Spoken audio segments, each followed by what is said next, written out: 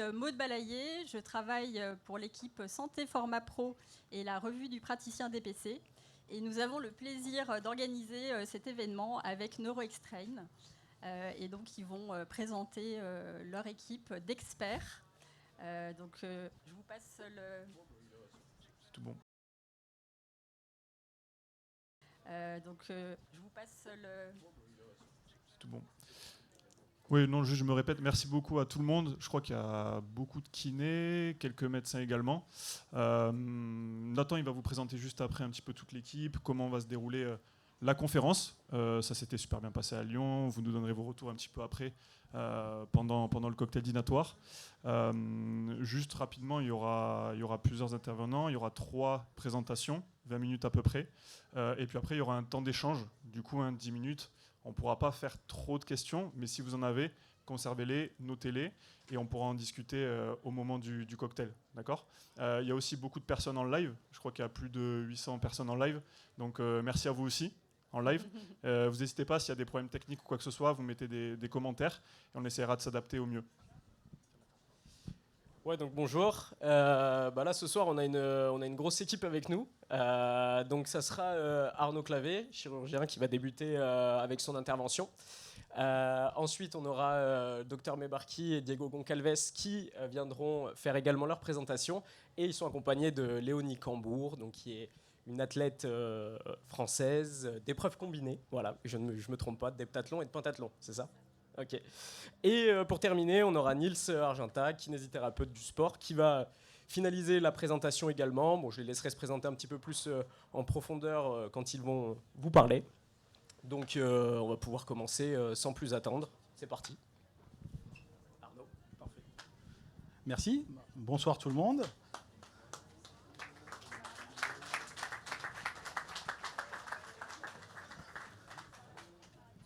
Alors, merci aux organisateurs et merci pour l'invitation pour vous parler de la ligamentoplastie du LCA en 2025. Donc un vaste sujet, on pourra en parler pendant des heures, des jours, voire des semaines. Donc on va essayer quand même un peu de résumer pour qu'on puisse profiter du reste de la soirée. Donc la ligamentoplastie et le LCA en 2025, donc une épidémiologie qui est importante parce que 15 000 ruptures en France chaque année. Plus de 80 000 aux USA, c'est $1 milliard par an aux USA en coût. Et les femmes sont plus touchées que les hommes. C'est quelque chose qui est en croissance. Alors en croissance, probablement parce qu'on les dépiste plus aussi que ce qu'on faisait avant, mais aussi parce qu'il y a plus de sports amateurs à bon niveau, et notamment plus de sports amateurs chez les femmes sur des sports pivots ou des sports qui sont traumatisants. Les reprises chirurgicales, comme d'habitude, elles augmentent avec le nombre de chirurgies qui sont réalisées. Donc c'est quelque chose qu'il faudra un petit peu arriver à comprendre et à améliorer dans le temps, parce que ça a un impact et sur les patients, mais aussi sur l'économie de santé. Et nous, chirurgiens, on est toujours très contents de nos ligaments, mais les patients, ils ne le sont pas toujours. Donc l'anatomie, c'est une structure ligamentaire, le LCA, c'est un tissu conjonctif de fibroblastes de collagène essentiellement de type 1. Il y a plusieurs groupes de fibres, c'est le ligament croisé qu'on appelle souvent antéro-externe. C'est un ligament qui est constitué de 2 faisceaux, un faisceau antéromédial et un faisceau postérolatéral. Cette subdivision anatomique, elle a mis du temps, bien qu'on la connaissait, quand on reprend les vieux ouvrages, elle a été décrite, mais elle a mis du temps à revenir un peu sur le devant de la scène.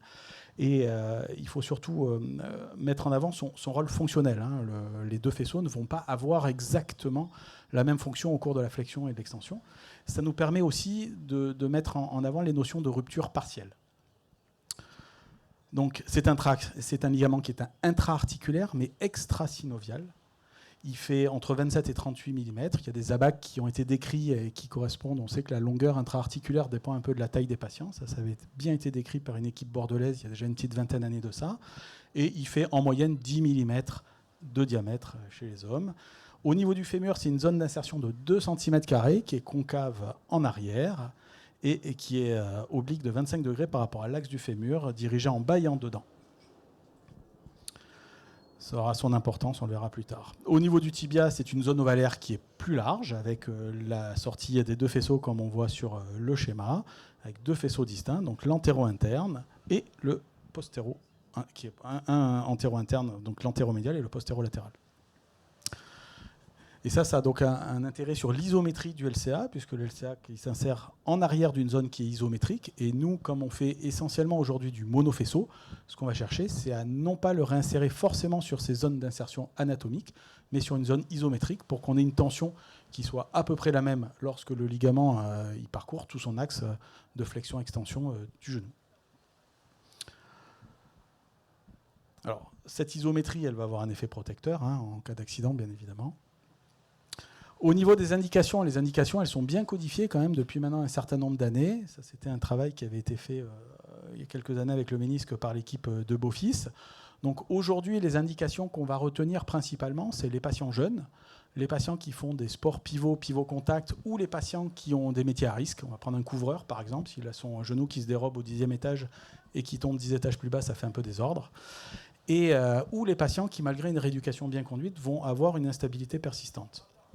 Ça, après, on va subdiviser, bien évidemment, en fonction de différents critères et de ce que demande aussi le patient.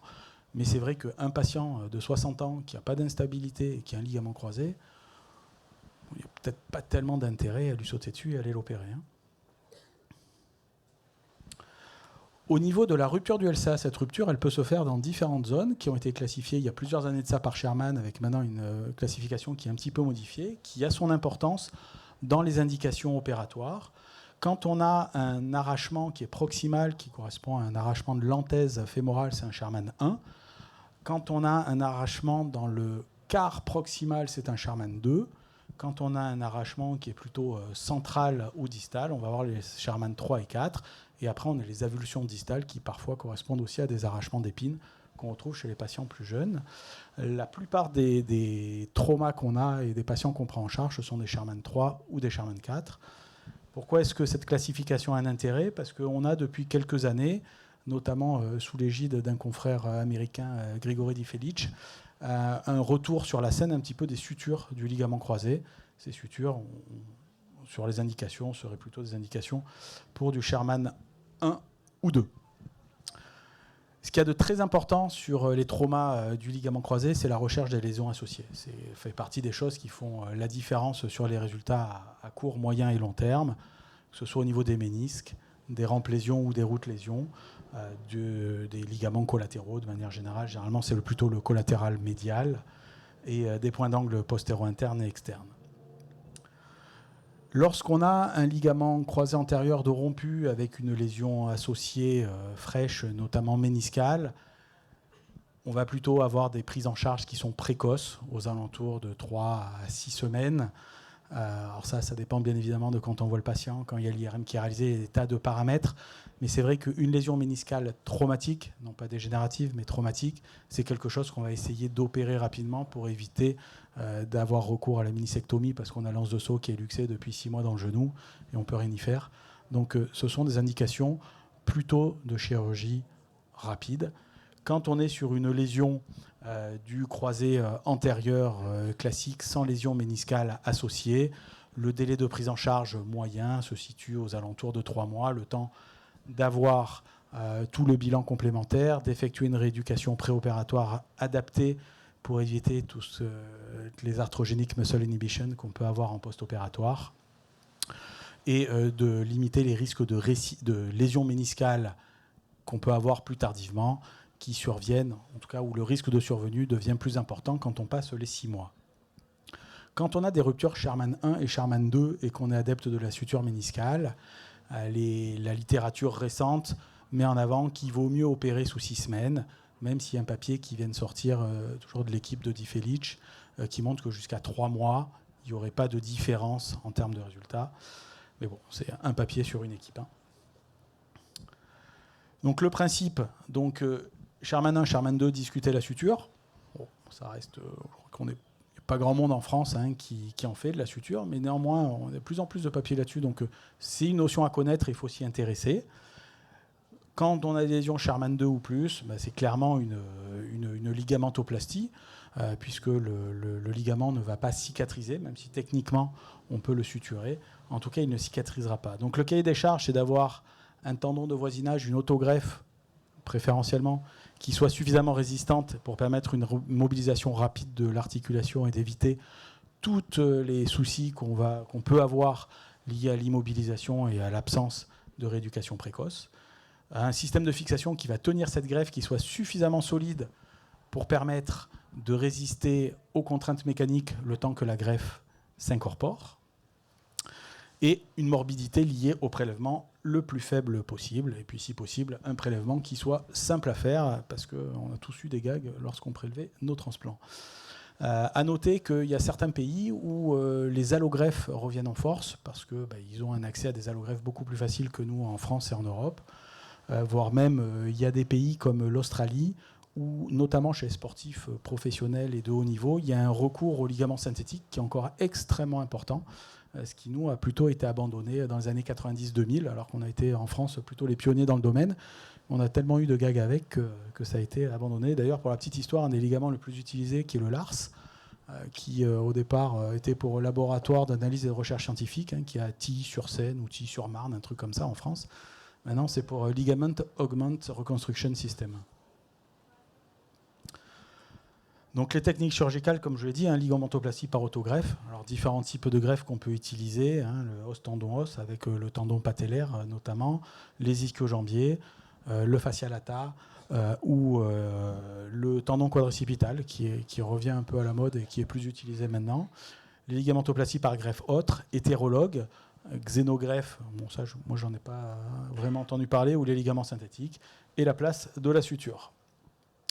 Donc la technique, elle est relativement standardisée et un peu identique. On prélève le transplant. Il y a un temps arthroscopique qui permet de faire le bilan lésionnel articulaire. On prépare les tunnels et les points de fixation. On vérifie que l'échancrure ne pose pas un problème éventuellement et qu'elle ne va pas aller nous abîmer la greffe. On met le transplant et on le fixe après mise sous tension et cyclage. L'importance des gestes associés. On y reviendra plusieurs fois dans la présentation. Une bonne chirurgie du ligament croisé, ce n'est pas une chirurgie du ligament croisé, c'est une bonne chirurgie des gestes associés et de prise en charge des lésions associées.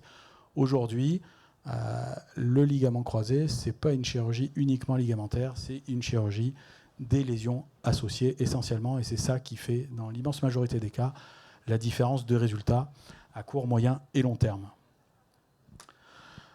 Au niveau des plastiques qui sont le plus couramment utilisés, dans le monde, l'os tendon os, qu'on appelle plutôt en France KJ, même si ça ne correspond pas exactement à la technique initiale décrite par Kenneth Jones, reste une des techniques les plus utilisées et dite de gold standard. En France, c'est un petit peu différent. Donc, on prélève le transplant dans le tiers central du tendon rotulien pour avoir un diamètre de 10 mm avec 2 baguettes osseuses.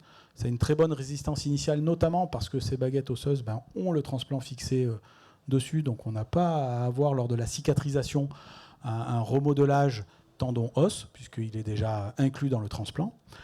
Et on va fixer de l'os contre de l'os, donc avec une cicatrisation osseuse et non pas une cicatrisation qui va être tendino- ou ligamentaire osseuse. Les inconvénients, c'est les fractures de rotule. Moi, j'en ai pas vu, mais enfin, ça existe et c'est décrit. Les ruptures de tendon rotulien, ça je crois qu'on en a tous vu, quand on monte la vis et qu'on écrase un peu le tendon et qu'on a un morceau de baguette osseuse d'un côté et le tendon rotulien de l'autre, on n'est pas très content, ça fait un peu désordre. Les douleurs antérieures, ce dont les patients se plaignent généralement le plus, et c'est vrai qu'un patient carreleur par exemple ou mécanicien, quand on lui fait une KJ, entre son genou qui reste un petit peu raide, un peu gonflé, un peu truc, un peu machin, et les douleurs antérieures, généralement il ne nous remercie pas trop. Diminution de l'appareil extenseur initial lié au prélèvement, c'est vrai, mais on verra que c'est vrai quand même généralement, quel que soit le type de chirurgie qu'on effectue. Les prélèvements aux ischio-jambiers, donc ça peut être un DIDT, ça peut être un DT4, ça peut être un DT3+2. Les techniques, elles ont un petit peu évolué avec le temps, elles sont un petit peu combinées.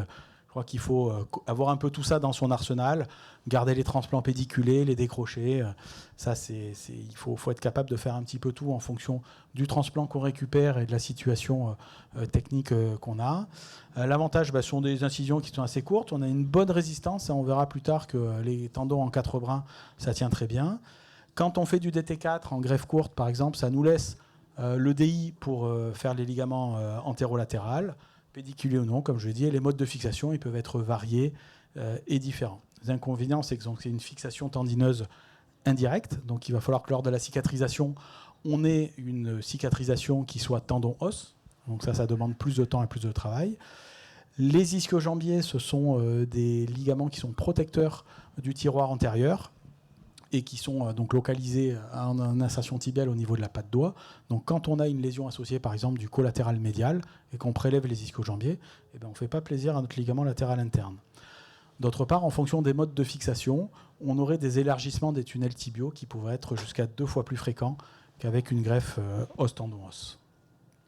Le tendon quadricipital, ça, c'est de plus en plus mis en avant. C'était surtout utilisé il y a quelques années lors des reprises. Maintenant, en première intention, on en fait de plus en plus. On a un confrère, Jérémy Cognot, à Lyon, qui vient de faire une très très belle série là-dessus, avec des résultats qui sont assez excellents. Donc c'est quelque chose, ça mérite de s'y pencher et de réfléchir, puisqu'on n'a pas la morbidité qu'on a sur le prélèvement du tendon patellaire. On n'a pas la morbidité sur le contrôle de la laxité, enfin sur le contrôle du tiro antérieur quand on prélève les ischio-jambiers, qui sont des ligaments qui vont permettre le contrôle de ce tiroir antérieur aussi. Donc ça présente des avantages. En plus, maintenant, on a des systèmes qui ont été développés qui permettent des prélèvements mini-invasifs du tendon quadricipital et qui rendent la chose quand même beaucoup plus facile et reproductible. Donc c'est quelque chose un petit peu sur lequel il faut peut-être réfléchir et qui, dans les années qui viennent, vont peut-être être beaucoup plus utilisés comme greffe. Bon, le problème du tendon quadricipital, c'est que si on doit faire un retour externe ou un ligament antérolatéral, il faut prendre un autre transplant pour réaliser ce transplant. Alors que quand on prend les ischio-jambiers et qu'on fait une greffe courte, on a les deux sur place déjà. Alors les contraintes mécaniques physiologiques supportées par le LCA, c'est bien évidemment la résistance de la greffe, mais aussi du système de fixation. Comme toujours, au niveau des contraintes mécaniques, c'est le maillon faible qui est celui qui nous pose le plus de problèmes. Donc on voit que finalement, les contraintes qui sont exercées ne sont pas des contraintes qui sont colossales, parce que 120 newtons sur une extension complète, 150 newtons à la marche sur le croisé, 450 newtons sur du jogging, des activités quotidiennes entre 150 et 750 newtons, notamment quand on monte les escaliers. Donc ce n'est pas des choses qui sont énormes. Par contre, sur des rééducations précoces, ça peut monter jusqu'à 500 newtons. Donc c'est pour ça qu'il faut faire bien attention sur la rééducation, notamment en précoce du ligament croisé. Et on s'est aperçu que récemment, quand même, les protocoles de rééducation sont devenus peut-être un peu plus doux et souples que ce qu'ils avaient pu être il y a quelques années pour permettre une meilleure intégration. Quand on regarde les caractéristiques mécaniques des différentes greffes, toutes nos greffes, même le droit interne qui est quand même pas très joli parce que son autre nom c'est le gracilis, en termes de résistance mécanique, quand on les met sur bande de traction, c'est déjà 800 newtons, donc c'est plus que sur les activités quotidiennes maximales comme la montée et la descente des escaliers. Quand on prend un DT4, un faisceau 4 brins, alors ça peut être un DT4, ça peut être un DIDT en 4 brins, on est à plus de 4000 newtons de résistance. Donc nos greffes, de manière générale, nos tendons, ont des résistances mécaniques qui sont largement supérieures à ce qu'on demande à un ligament croisé, en tout cas au début. Donc quand on a des faillites, ce n'est pas forcément toujours la faute du ligament, c'est parfois la faute du chirurgien. Alors là, vous avez la même chose avec des valeurs un peu différentes sur une autre étude, mais où on a mis un petit peu les valeurs mécaniques de résistance des systèmes de fixation. Aujourd'hui, ce qu'il y a de plus utilisé, globalement, c'est les vis d'interférence pour les KJ ou pour les ischio-jambiers. On voit que les vis d'interférence, que ce soit au tibia ou au niveau du fémur, on est aux alentours de 700 newtons, donc on n'est pas trop mal. Et les endoboutons, qui sont des fixations corticales, qui sont utilisées beaucoup sur les greffes courtes, on voit qu'on est encore un peu au-dessus, à peu près pareil. Donc là aussi, normalement, nos systèmes de fixation et nos greffes sont capables de supporter les contraintes mécaniques qu'on va y appliquer. Si on regarde un petit peu la différence entre le KJ, donc en termes de caractéristiques mécaniques et biologiques, et les ischio-jambiers ou le TQ, l'avantage du KJ, comme j'ai déjà dit, c'est une fixation rigide, c'est os contre os, donc on a une fixation, une cicatrisation osseuse qui va consolider comme on consoliderait une fracture osseuse. Donc la consolidation, c'est 3 semaines, 6 semaines, 3 mois, 6 mois. Au niveau des DIDT, donc des tendons os, il va falloir qu'on ait une cicatrisation et une incorporation os-tendon, avec notamment la création de fibres de Charpé au niveau de l'insertion de l'anthèse, recréer une anthèse ligamentaire au niveau de l'os. Ça, c'est un petit peu plus long, c'est un petit peu plus difficile, ça demande un petit peu plus de travail au niveau biologique. Et c'est là où on pourrait peut-être discuter l'intérêt des greffes courtes par rapport au DIDT, parce qu'on met moins de tendons dans l'os, donc il y a moins de travail biologique, puisqu'il y a moins besoin d'avoir à incorporer un tendon sur une grande surface d'os, en sachant que généralement l'incorporation tendineuse de ces greffes, elle se fait sur entre 10 et 20 mm maximum dans la surface osseuse et pas au-delà. Alors, on a aussi étudié les problèmes de distension des greffes, parce que ça, c'est un vrai problème. Des fois, on est bien, mais les greffes, elles vont se détendre. Et c'est vrai qu'on a quelque chose qui est minimum pour le tendon rotulien du fait justement de son mode de fixation. Alors, cette distension de greffe, elle n'est pas forcément liée au tendon qui s'allonge. Ça peut tout simplement être aussi les fixations dans l'os qui vont un petit peu bouger avec une ballonisation et une tunnelisation et quelque chose qui bouge un peu. Donc on a jusqu'à 1,5 mm pour le tendon rotulien fixé par vis. Et par contre, sur les DIDT, ça peut aller jusqu'à 4,2 mm. Alors vous imaginez bien que quand on a 4,2 mm d'élongation de la greffe, votre plastie, elle n'a pas servi à grand-chose.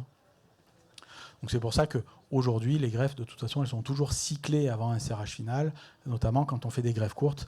Le transplant est mis sous tension. Donc bon, ça on a déjà parlé, on peut avancer un petit peu. Bien évidemment, si vous avez une vis qui est plus grosse, qui comprime plus l'os, ça tient mieux. Les vis résorbables, elles ont la même tenue mécanique que les vis métalliques, donc il n'y a plus aujourd'hui d'intérêt à mettre des grosses vis métalliques. Il y a un peu de temps. Donc en pratique, la fixation fémorale, ce n'est pas celle qui pose le plus de problèmes.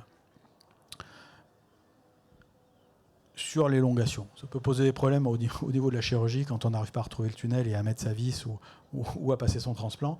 Mais au niveau de la fixation et de la tenue, ce n'est pas ce qui pose le plus de problèmes. Pourquoi ? Parce que notre tunnel fémoral, il n'est pas dans l'axe de traction. Le tunnel fémoral, il est orienté différemment de la force de traction. Donc on a déjà des répartitions des forces mécaniques qui se font avec souvent une bissectrice qui fait que les forces mécaniques, elles ne tirent pas dans l'axe et donc on a une tenue qui est bien meilleure au niveau du fémur qu'au niveau du tibia. Au niveau du tibia, le tunnel il sort directement et on le voit là sur le schéma et c'est là où ça peut sortir. Que ce soit pour les vis ou d'ailleurs pour les systèmes à endoboutons à appui corticaux. Les endoboutons, c'est ce qu'on va utiliser sur les greffes courtes, c'est ce qu'on voit là sur le schéma. Le transplant, il est passé dans ces deux endoboutons. Ces endoboutons, ils viennent s'appuyer sur la corticale. On va tirer sur les fils et en tirant sur les fils, ça va mettre le transplant en tension puisqu'il est bloqué d'un côté sur la corticale osseuse, de l'autre côté, il y a la boucle qui passe dedans et ça permet d'avoir une tension du transplant.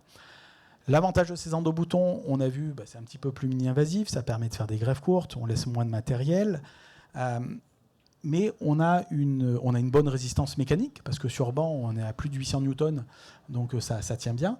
Par contre, on a une fixation qui est à distance. Quand on met une vis et que cette vis, elle est très près de l'insertion ou de la sortie du tunnel, du ligament dans l'articulation, c'est-à-dire qu'on a une fixation qui est très proche et on a très peu de possibilités que le ligament, il bouge un petit peu, qu'il se translate à l'intérieur. Quand on a une fixation à distance, on peut avoir un petit peu un effet hamac. Et cet effet hamac, outre les effets d'élongation, ça peut avoir aussi un effet de ballonisation du tunnel, parce que si ça pistonne dans le tunnel, ça ne va pas bien s'accrocher, ça ne va pas bien cicatriser, et ça finira par balloniser. Et donc la greffe, à la fin elle va moins bien tenir. Donc il y a d'autres systèmes qui ont été faits justement pour ces fixations de DIDT, enfin de DT4 essentiellement. C'est des systèmes avec des bandelettes, on appelle TLS pour Tape Locking Screw. Donc ces bandelettes, elles passent dans le transplant de chaque côté. Ça permet de mettre le transplant en tension. Le transplant, il est mis en tension comme un cyclage sur le petit appareil que vous voyez en bas. Donc ça évite son élongation secondaire. Et ces bandelettes, qui sont des bandelettes en PET, polyéthylène terephthalate, elles sont fixées avec des vis, des grosses vis, qui viennent. Et donc, on a dans ce contexte-là, du coup, une fixation qui est relativement proche. On évite le système de ballonnement, le bungee qu'on appelle, le pistonnage, qui élargit les tunnels. Ça a été fait par une société française qui s'appelle FH il y a quelques années de ça. Ça marche plutôt pas mal. Le seul problème de ce truc-là, c'est qu'on laisse quand même beaucoup de matériel à des vis qui sont assez grosses. Les bandelettes en PET, ça laisse quand même là aussi beaucoup de matériel synthétique. Et on a eu pas mal de cas de ballonisation liés osseuse, non pas liés du coup à des contraintes mécaniques, mais liés au matériel qui était laissé en place. Donc ça, c'est vrai qu'on le fait un petit peu moins. La suture, c'est une intervention qui est vachement sympa à faire. Souvent, sont vraiment des arrachements très proximaux. Il faut arriver à voir les patients assez tôt pour pouvoir les prendre en charge assez rapidement, idéalement, je vous ai dit, dans les 6 semaines qui suivent le trauma. Comme on voit là sur le schéma, donc là on a un Charman, probablement un Charman 1. Donc on vient prendre les deux faisceaux, on va passer des fils dans les deux faisceaux pour un petit peu avoir des fils tracteurs pour pouvoir retirer. On va réinsérer de manière anatomique, soit sur des vis, alors là c'est sur un endobouton, mais on peut faire aussi une réinsertion sur vis, les deux faisceaux un à un. Les Américains, quand ils font des sutures, notamment l'équipe de Grégory Di Felice, quand ils font des sutures, ils aiment bien mettre un petit renfort synthétique, avec une petite bandelette qui fixe par une vis en bas, qui leur sert de tuteur.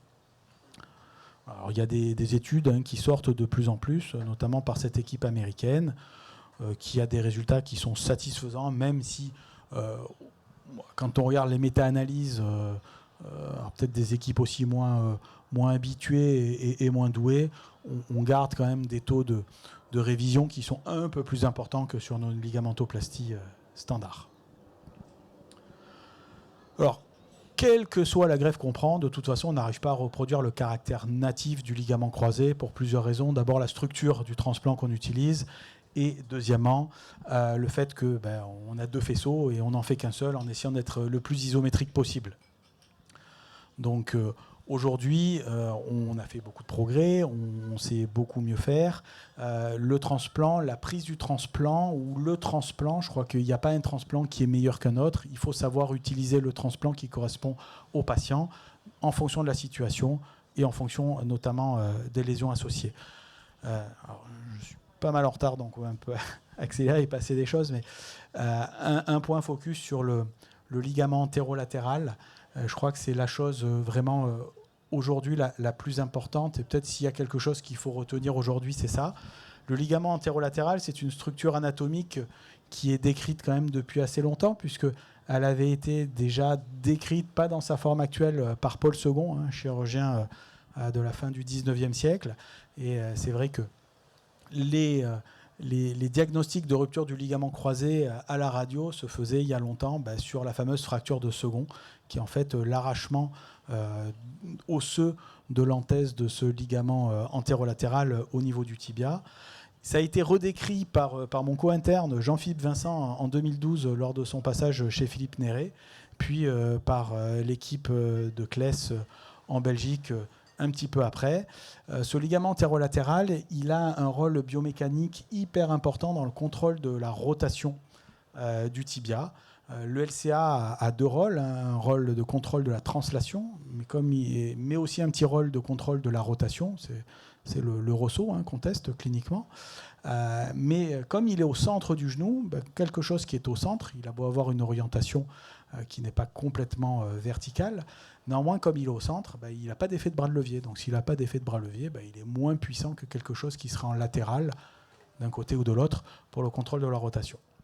Donc l'intérêt de sa reconstruction au ligament antérolatéral, c'est à la fois le contrôle du ressaut et de l'instabilité rotatoire, mais aussi la protection de la plastie du ligament croisé, parce que quand on fait une plastie du ligament croisé sans ligament antérolatéral, cette plastie du ligament croisé, elle a très tôt à avoir à prendre en charge à la fois le contrôle de la translation, mais aussi à la fois le contrôle de la rotation, ce qu'elle sait moins bien faire. Donc le ligament antérolatéral, aujourd'hui, dans les recommandations... Alors, historiquement, dans les recommandations, c'était les patients qui avaient un ressaut rotatoire explosif, c'était les patients sur les reprises. Historiquement aussi, c'était quand on ne faisait pas de reconstruction intra-articulaire du ligament croisé antérieur et que les patients ils se plaignaient de leur instabilité, alors on faisait quoi ? On leur faisait un Lemaire, qui était finalement un contrôle du ressaut rotatoire par une plastie externe. Le ligament antérolatéral, la reconstruction du ligament antérolatéral, aujourd'hui simple, c'est pas un Lemaire, c'est quelque chose qui est plus léger, qui est moins iatrogène, qui contrôle moins la rotation, mais on en a moins besoin puisqu'on fait une plastie du croisé associée. Il y a plusieurs techniques qui existent. On peut faire une technique de 2D3+2 comme ils font à Lyon à l'équipe Santi, en restant pédiculé et en ayant un point de sortie fémorale identique. On peut faire des tunnels indépendants en mono ou en double brin ou en Y, comme on voit là sur la présentation. Il n'y a pas d'études aujourd'hui qui mettent en avant l'intérêt d'une technique par rapport à une autre. C'est l'avantage aujourd'hui des ischio-jambiers, c'est de pouvoir utiliser le gracile pour cette reconstruction du ligament antérolatéral. C'est sûr que quand on fait un TQ ou quand on fait un KJ, il faut aller prendre un autre transplant pour ça. C'est un peu dommage d'aller prendre les ischio-jambiers. Donc on va faire une technique de reconstruction du ligament antérolatéral, éventuellement au fascia lata, mais qui peut laisser d'autres soucis avec des syndromes de l'essuie-glace ou d'autres embêtements. L'évolution du choix au fil du temps, initialement c'était plutôt le KJ qui avait en France en tout cas qui tenait le haut du pavé. Depuis un symposium de la Sofcote, non pas en 2012 mais un petit peu après, les ischio-jambiers sont devenus plutôt en France en tout cas la plastie de choix. Ce qu'il y a d'important surtout, c'est les plasties combinées, c'est les lésions associées et c'est la plastie du ligament antérolatéral. Après, quid du TQ, on verra dans les années à venir un petit peu ce que ça nous donne, et quid de la suture, là aussi on verra un petit peu ce que ça nous donnera dans les années à venir. Les résultats subjectifs sont globalement identiques, quelles que soient les plastiques qu'on utilise. Voilà, le contrôle de l'axité antéro-postérieure sur l'aximètre et la rupture est plutôt en faveur du KJ, mais on verra les petites subtilités, passer des études un peu anciennes. Voilà, ce qu'il y a d'important, c'est le positionnement des tunnels. Vous pouvez avoir le plus beau transplant que vous voulez, si vos tunnels ne sont pas positionnés, ça ne marchera pas. C'est le contrôle de l'axité rotatoire et c'est surtout la prise en charge des lésions associées.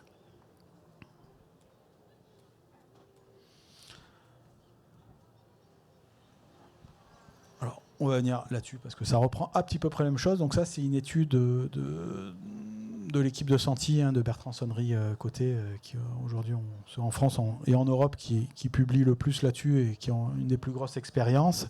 Étude de 2018 chez des athlètes professionnels. Taux de révision, 15%. On est super bon en tant que chirurgien, mais enfin, c'est quand même 15% de révision. Ça fait beaucoup. La plupart des révisions, néanmoins, ne concernent pas le croisé en lui-même, 5,7%. Ce taux de re-rupture ou d'élongation du ligament croisé dépend d'un certain nombre de paramètres, le type de sport pratiqué, mais on voit aussi que les femmes, on a 13,6% de révision et les hommes, 2%. En ce qui concerne le retour de Touplet et à un niveau professionnel, dans cette étude, 85% des patients retournaient au sport à un niveau professionnel, peut-être pas forcément à leur niveau, mais à un niveau professionnel, à un follow-up de minimum 3 ans, et le follow-up maximum était à 7 ans.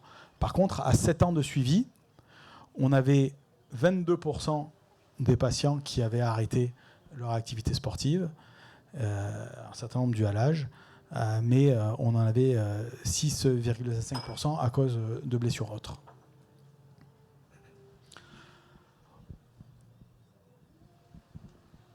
Ce petit graphe, il y a 2 études là-dessus, une étude récente, toujours de Sonnery côté, et une étude du Sympo de la Sofcote 2018.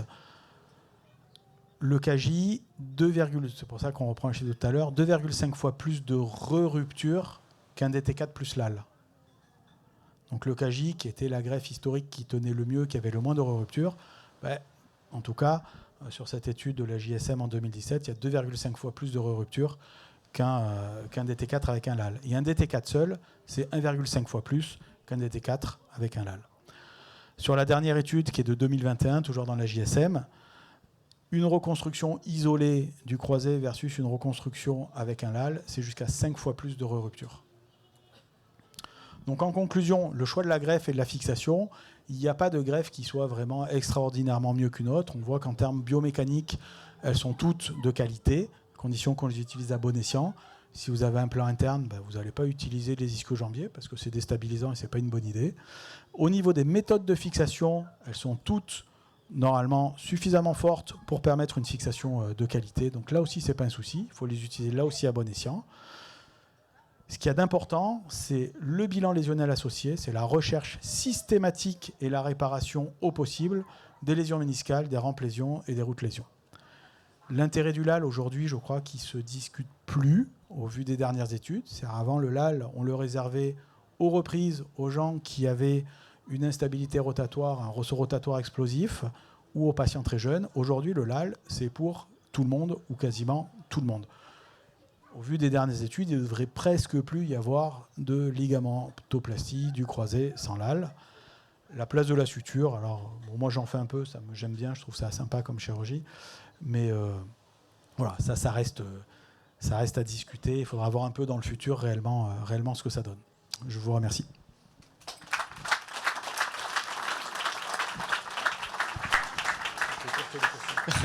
Merci beaucoup Arnaud pour ta super présentation. Si vous avez des questions, on va prendre 5 minutes pour faire un petit échange de questions-réponses. Il y a quelqu'un de Santé Pharma Pro qui va pouvoir passer dans les rangs avec un micro. Donc je vous inviterai à lever le doigt si vous avez une question sur la présentation d'Arnaud.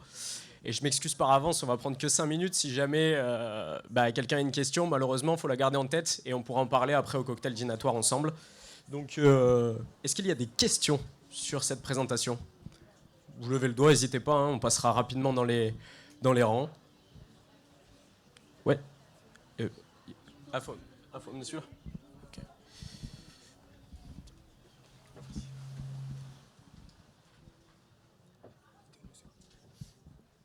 Bonsoir, merci beaucoup déjà.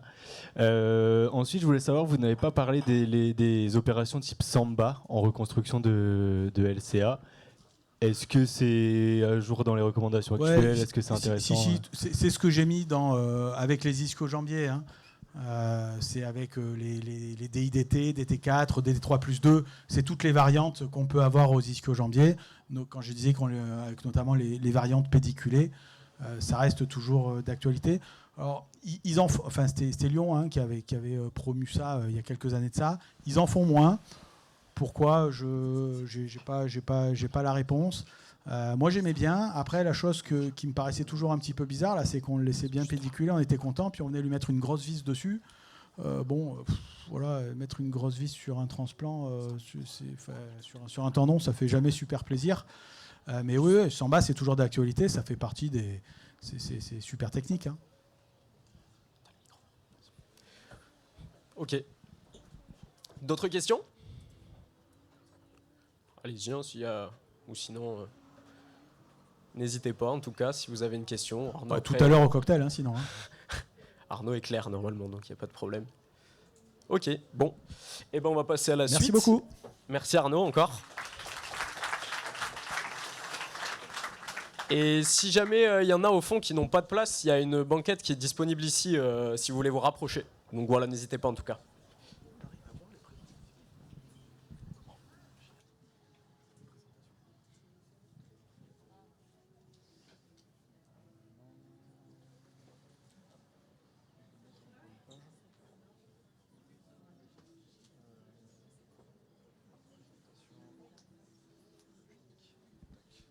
Je passe comme ça. Avec ça. Ouais, parfait. Okay, c'est bon, c'est une petite latence. Bonsoir à tous. Je me présente, Dr Mebarki Lisa. Je suis médecin du sport, je suis installée à Monaco et je suis vacataire au sein de l'OGC Nice. Donc, je vais essayer de vous parler d'un sujet qui est très vaste, les tendinopathies. On va essentiellement parler de la tendinopathie rotulienne et de son traitement par les injections de plasma riche en plaquettes. Donc, cette tendinopathie rotulienne, c'est une pathologie qui est très fréquente chez le sportif. Bien sûr, j'ai un biais de recrutement puisque je vois essentiellement des pathologies tendineuses puisque je suis médecin échographiste. Du coup, je fais aussi le diagnostic. Ça représente environ 5% de nos consultations. Et dans une prévalence de sportifs de haut niveau, sur certains sports, ça peut même aller entre 40 et 50%. Donc, la tendinopathie rotulienne, c'est... Ah, voilà. Ça tombe toujours sur moi.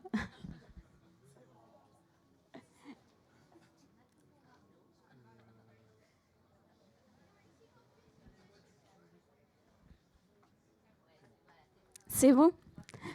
Donc, on reprend.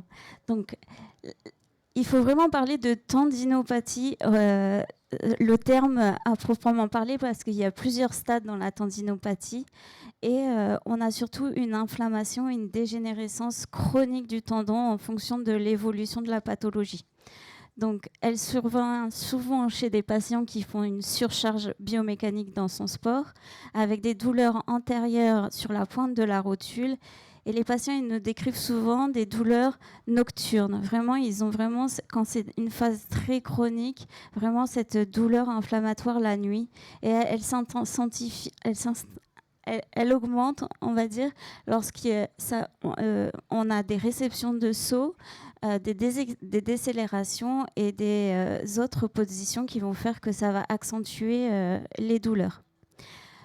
L'impact sportif, on parlera essentiellement de 2 cas cliniques.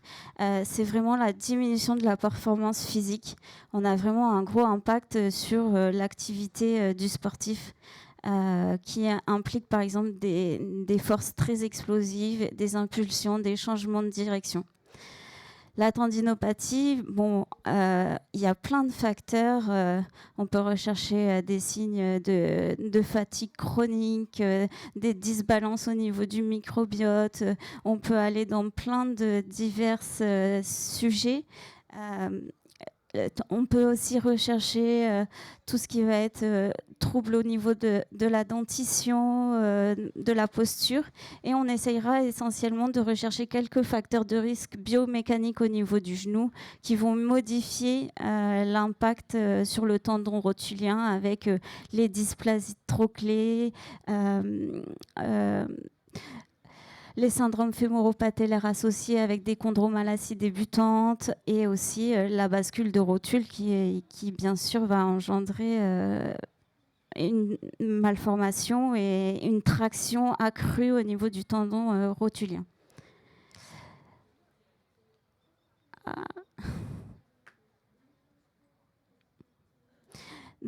Dans les tendinopathies rotuliennes, bien sûr, le traitement prioritaire, c'est le traitement conservateur. La première indication, c'est pas d'aller faire des injections de plasma, hein. C'est un repos relatif, c'est juste de modifier le geste et l'activité physique.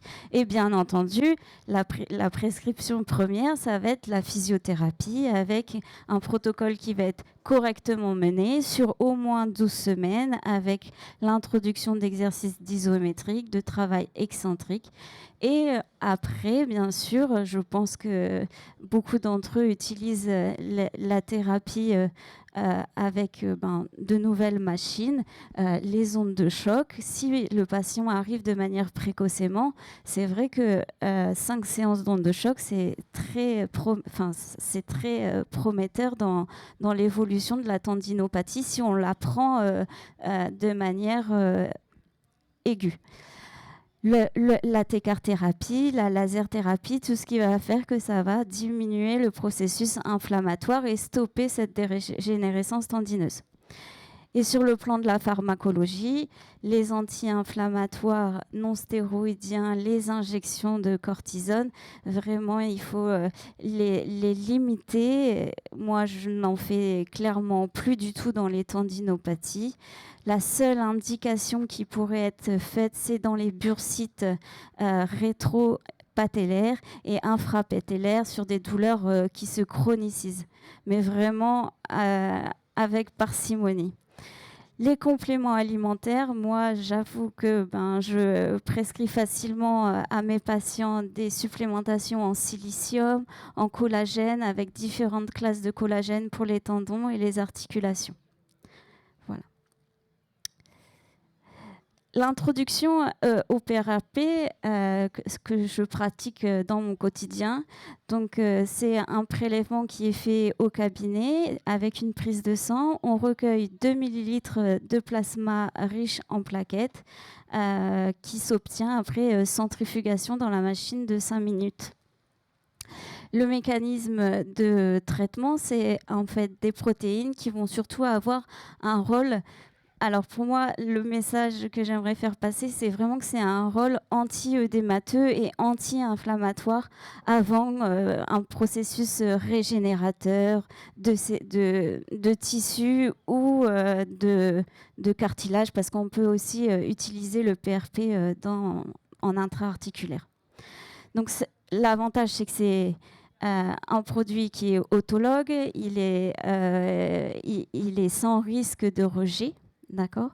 Et vraiment cette approche anti-œdémateuse et je vais faire un petit point sur une étude qui a été réalisée par Santi et le CHR de Lille. En fait, cette étude, elle nous a permis de comparer l'intérêt d'une seule injection versus 2 injections. Parce qu'en fait, on le connaissait dans les tendinopathies rotuliennes, l'efficacité de ce procédé qu'on utilise.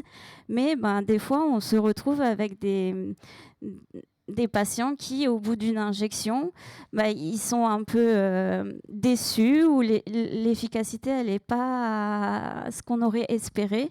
Et du coup, c'est ce que je vous parlerai du cas donc, de Léonie, parce que ce n'est pas un cas, c'est une personne, c'est une athlète. Donc, c'est une jeune dame qui est en équipe de France et qui a une tendinopathie rotulienne, qui a eu une seule injection de PRP. Derrière, elle a eu un peignage chirurgical.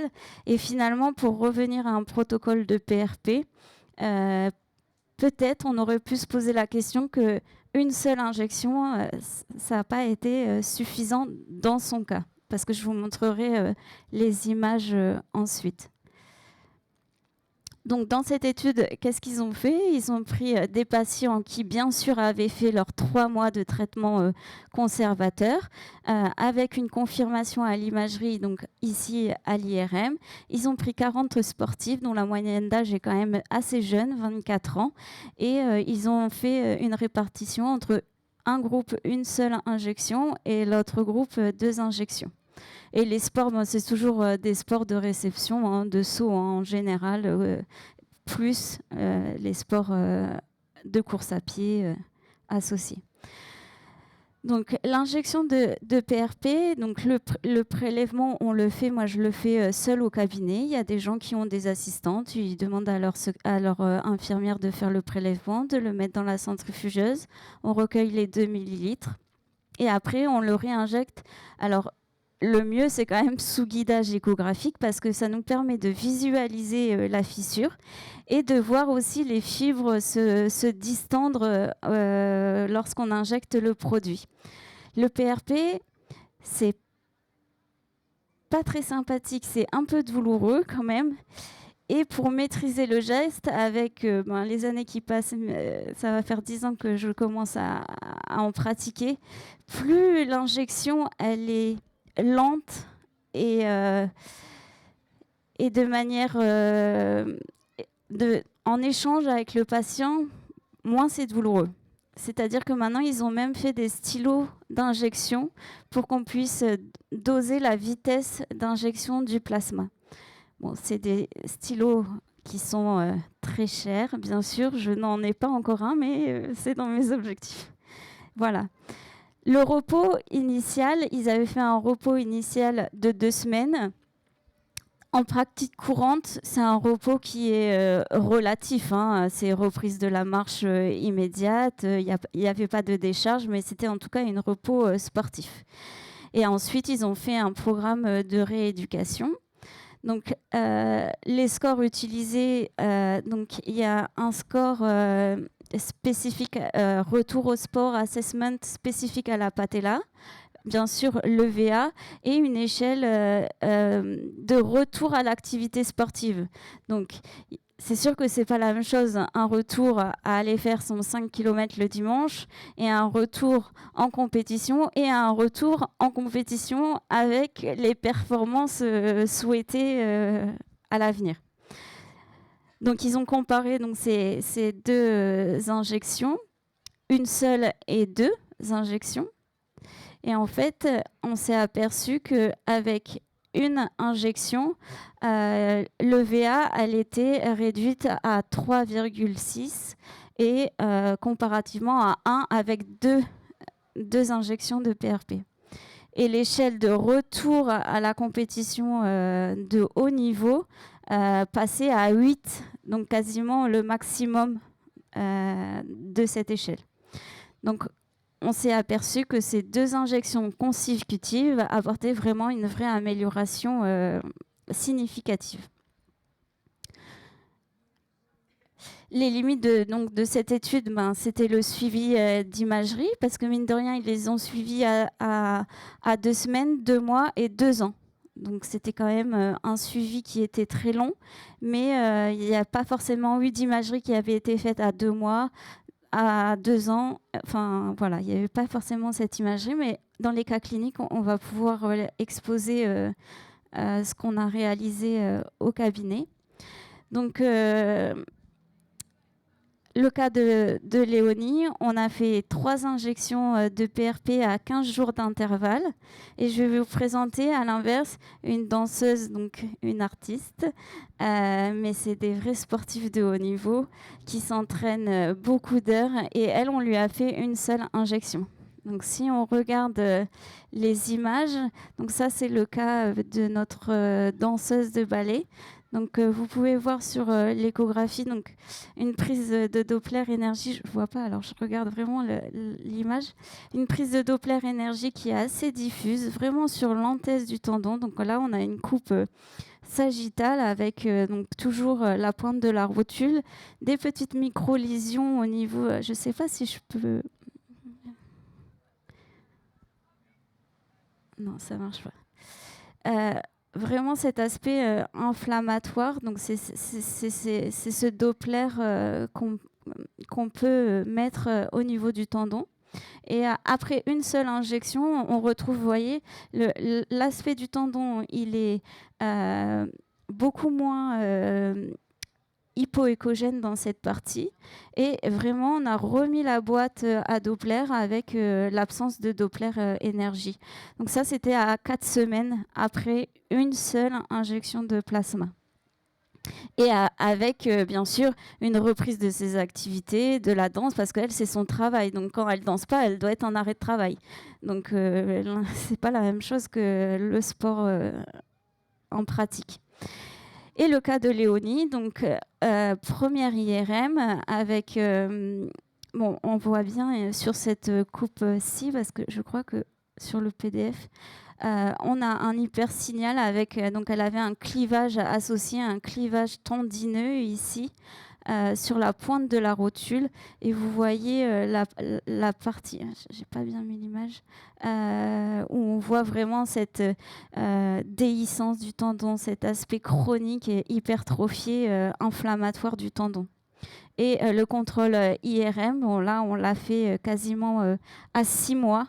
À 6 mois, hein. Oui, à 6 mois tout pile, avec un comblement, l'absence de clivage. Et on a fait quand même un scanner avec mesure d'état-AGT pour être sûr qu'il n'y avait pas une chirurgie qui aurait pu s'associer. Mais elle n'avait pas on ne voit pas de bascule de rotule, elle n'avait pas de dysplasie. Elle a, depuis quelques années, un petit syndrome fémoro-patellaire avec une petite chondromalacie associée. Donc les avantages et les inconvénients du PRP, c'est toujours pareil. Les inconvénients, c'est que ça reste quand même un coût financier. Ce n'est pas encore remboursé, mais il y a plusieurs équipes du GRIP qui travaillent sur la prise en charge éventuelle des injections de plasma. Je vous ai dit, pour réduire la douleur, vraiment être très délicat dans la vitesse d'injection. Et les avantages, c'est que en tout cas, ça a un effet durable. C'est rare que j'ai fait des PRP et que le patient revienne 1 an après pour la même chose. Soit je l'ai fait opérer, ou soit c'est que ça a été un échec tout de suite.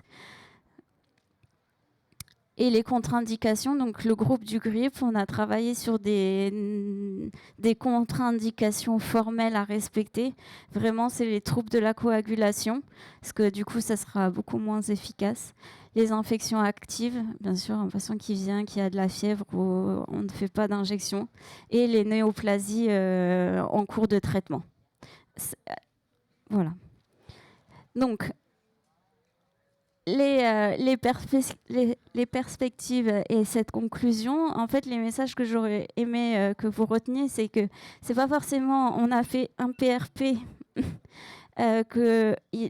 il y a un échec, peut-être il faut tenter une deuxième injection. Et j'aurais tendance à dire que maintenant, quand je vois un patient venir, c'était le cas de Léonie qui voulait aller se faire opérer à l'étranger, dans des pays, de lui dire, écoute, attends, juste peut-être laisse-nous 6 mois, on va travailler au centre, parce que du coup, on a un centre où on fait de la réathlée, et Diego va présenter le sujet de Léonie dans le suivi.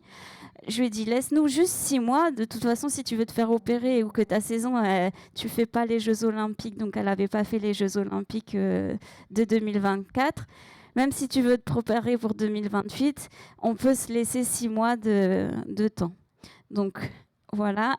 Et également, il y a de nouvelles recherches qui sont faites sur les tendinopathies rotuliennes et cette vascularisation avec l'électrocoagulation, avec des injections de produits sclérosants qui permettent de vasoconstricter les vaisseaux sous guidage échographique. Bon, ça se fait encore au bloc, mais je pense que bientôt, on pourra le faire au cabinet. Voilà, je laisse la parole à l'étape suivante du Return to Perform avec Diego.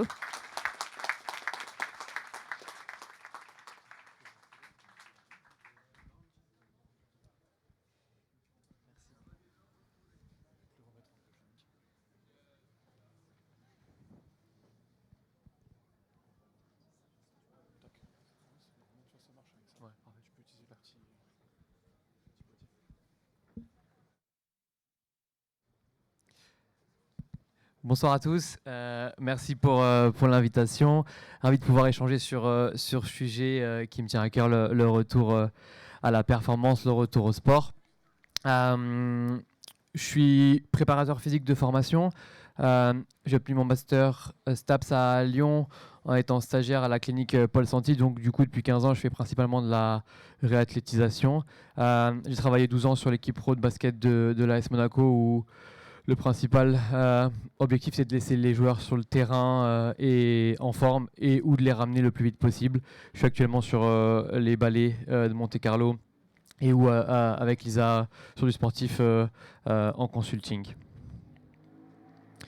Sur le retour au sport, on pourrait donner 4 étapes clés. Ça, c'est plutôt notre modèle ou un modèle construit au fil des années qui englobe des modèles existants et qui sont des fois parfois sur certains types de lésions plus rapides ou plus précis. Ici, c'est un modèle construit au fil du temps.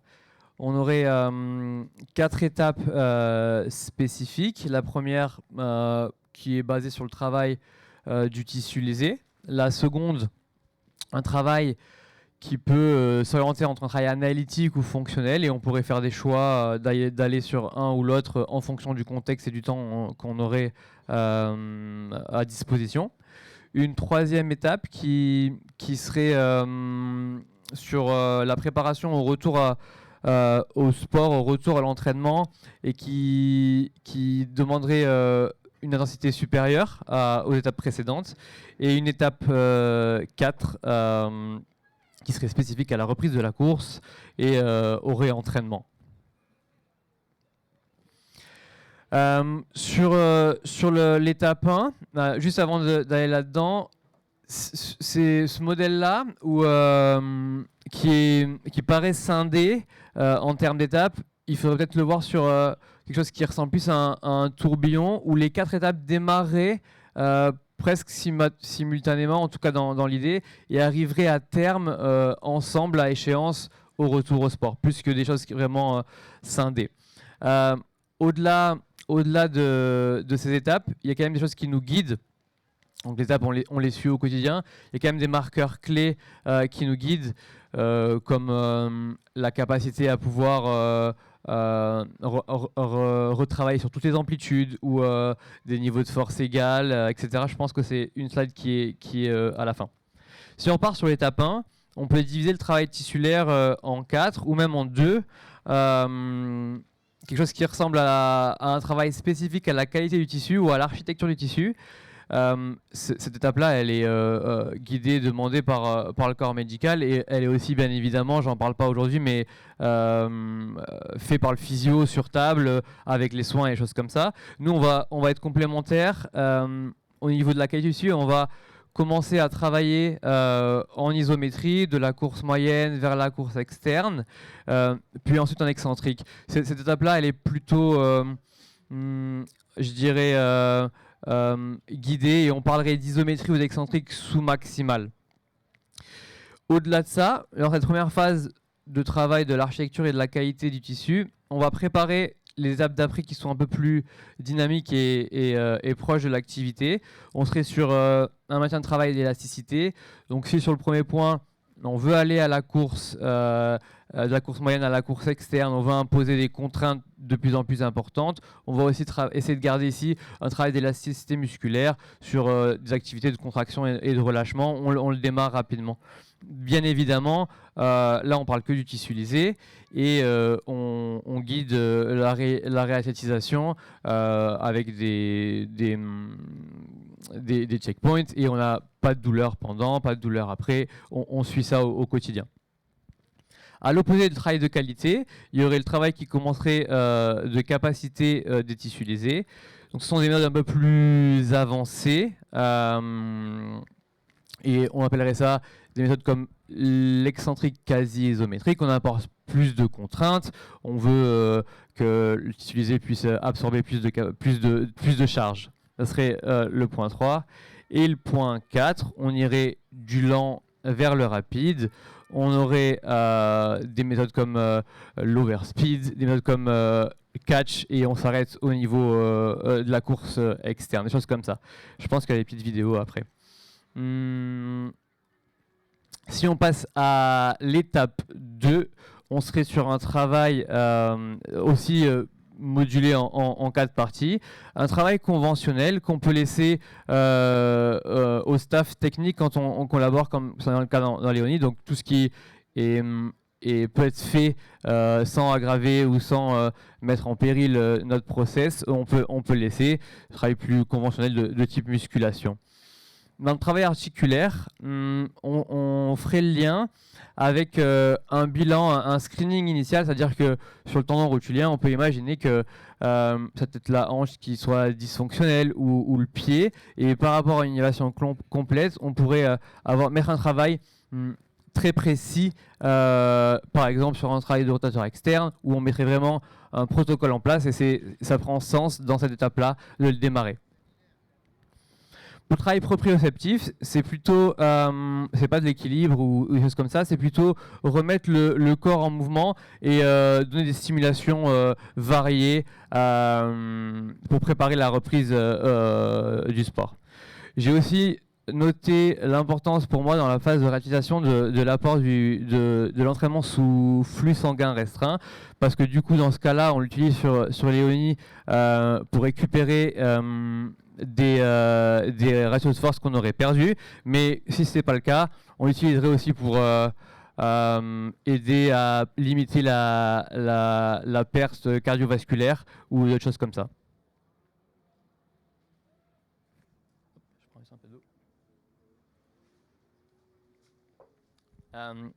L'étape suivante, le retour au mouvement.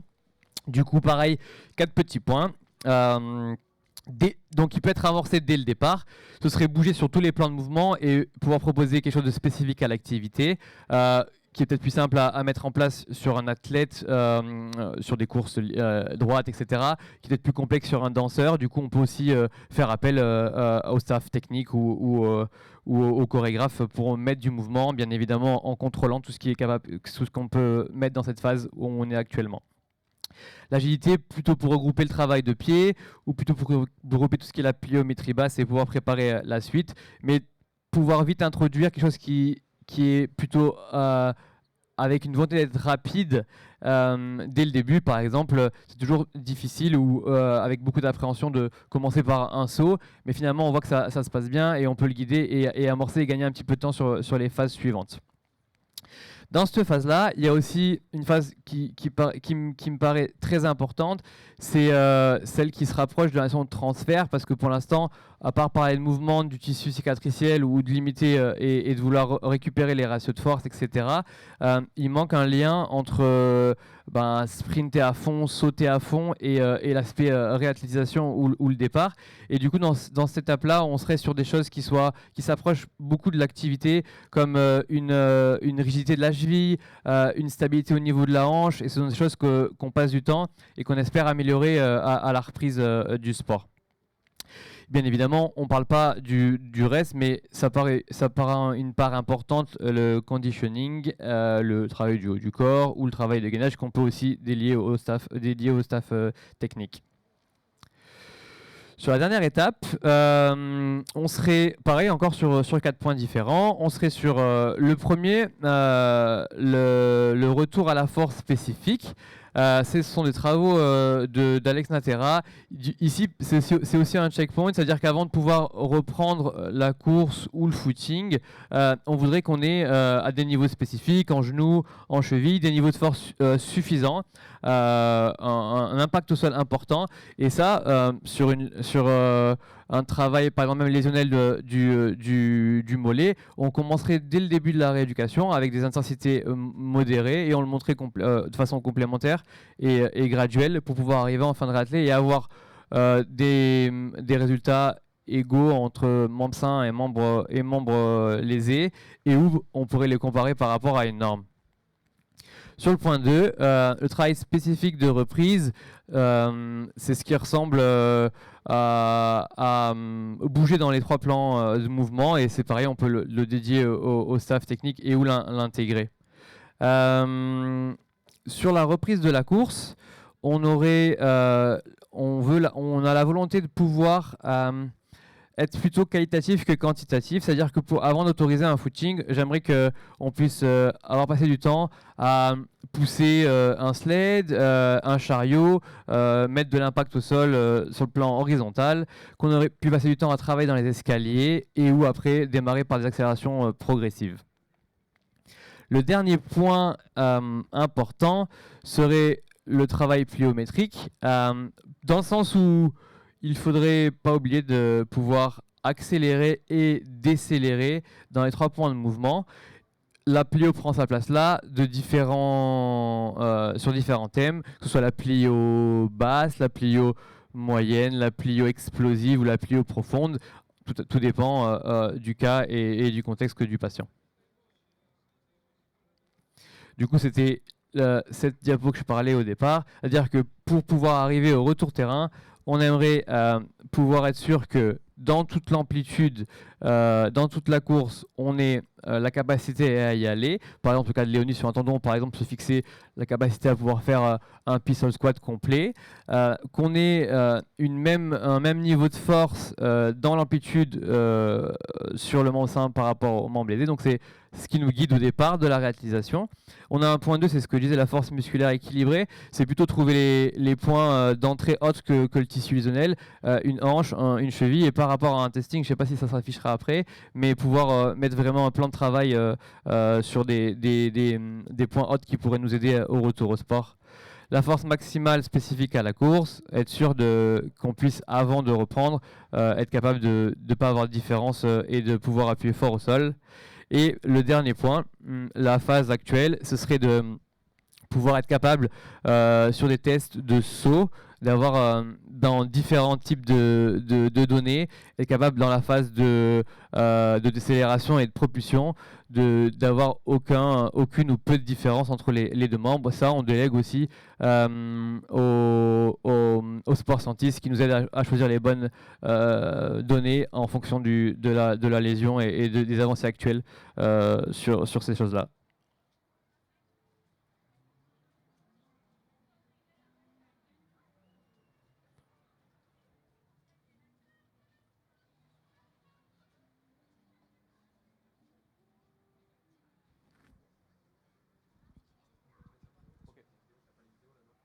Ça se lance pas trop.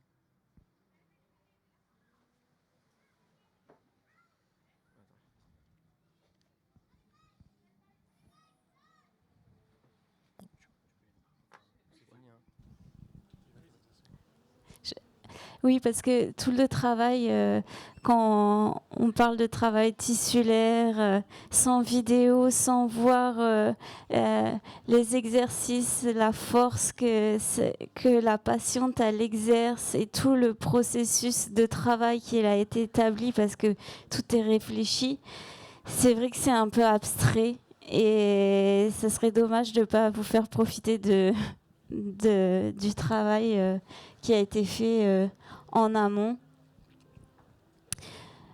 Pour en revenir au premier bilan, c'est que j'essaye de... Donc en travaillant, on a des outils, peu importe les outils, maintenant, Kinevent, Val Performance, j'aime bien savoir vraiment chiffrer la force qu'il y a dans le quadriceps en Newton, comme tu parlais Arnaud, de savoir les degrés de mobilité, de hanche, de rotation interne, externe. On mesure tout avant et après la réathlétisation pour passer d'étape en étape. On fait pas ça. On fait ça de manière. On essaye de le quantifier en tout cas. Et dans son cas, elle avait un gros déséquilibre. Elle avait presque 40% de déficit de force en son quadriceps droit qui était malade parce que, en fait, ce que je vous ai pas dit, c'est qu'elle avait les deux tendons rotuliens. Donc, imaginez, elle en a eu 6 en tout de PRP à 15 jours d'intervalle, 3 sur chaque genou. Mais elle avait une vraie dysbalance fonctionnelle et mécanique sur son quadriceps. Elle avait 40% de déficit de force au niveau de son quadriceps droit.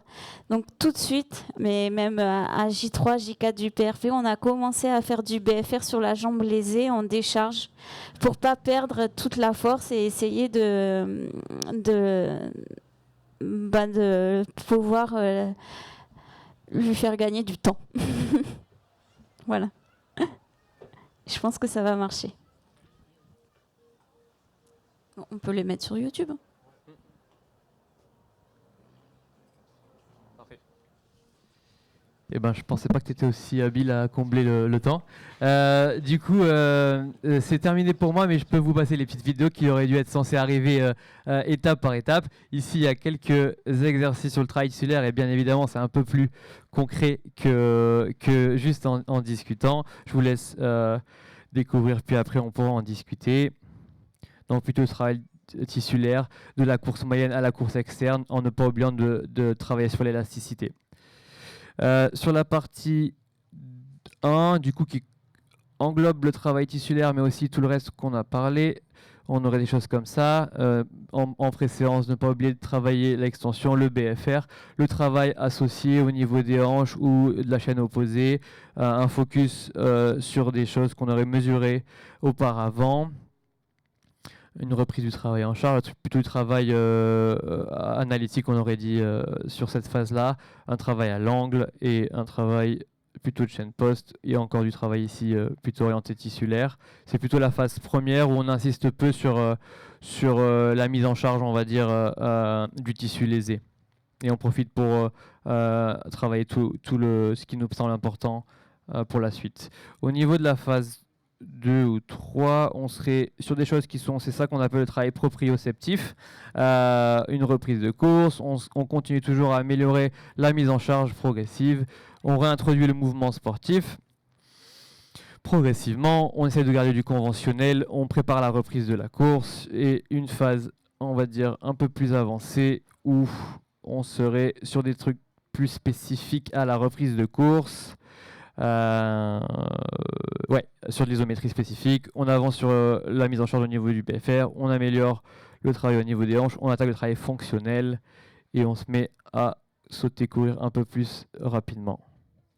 Merci beaucoup. Merci.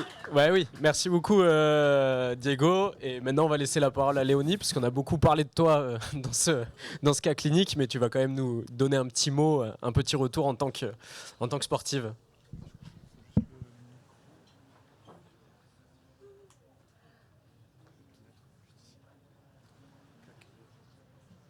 Eh bien, bonsoir à tous. Pour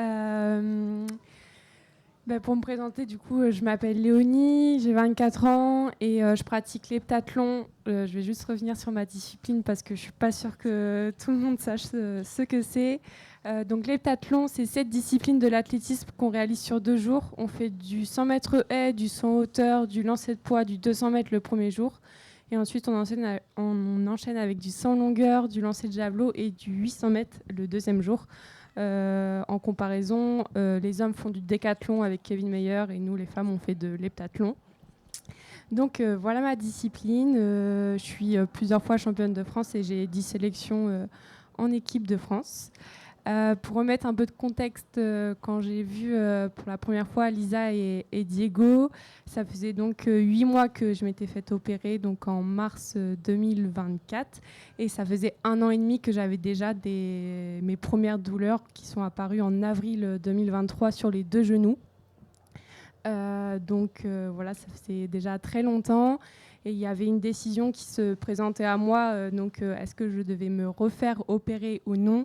J'avais vu plusieurs chirurgiens, certains me présentaient l'opération et d'autres considéraient qu'il n'y aurait pas de meilleurs résultats avec une nouvelle chirurgie. Donc voilà, c'était un choix compliqué parce qu'en tant que sportif, on sait que ce genre de décision, ça définit aussi la suite de notre carrière. Donc c'était pas une décision facile, mais j'ai pris la réflexion lorsque j'ai rencontré Lisa. Elle m'a présenté son protocole, elle a eu ses arguments et je pense qu'à ce moment-là, il n'y a pas de...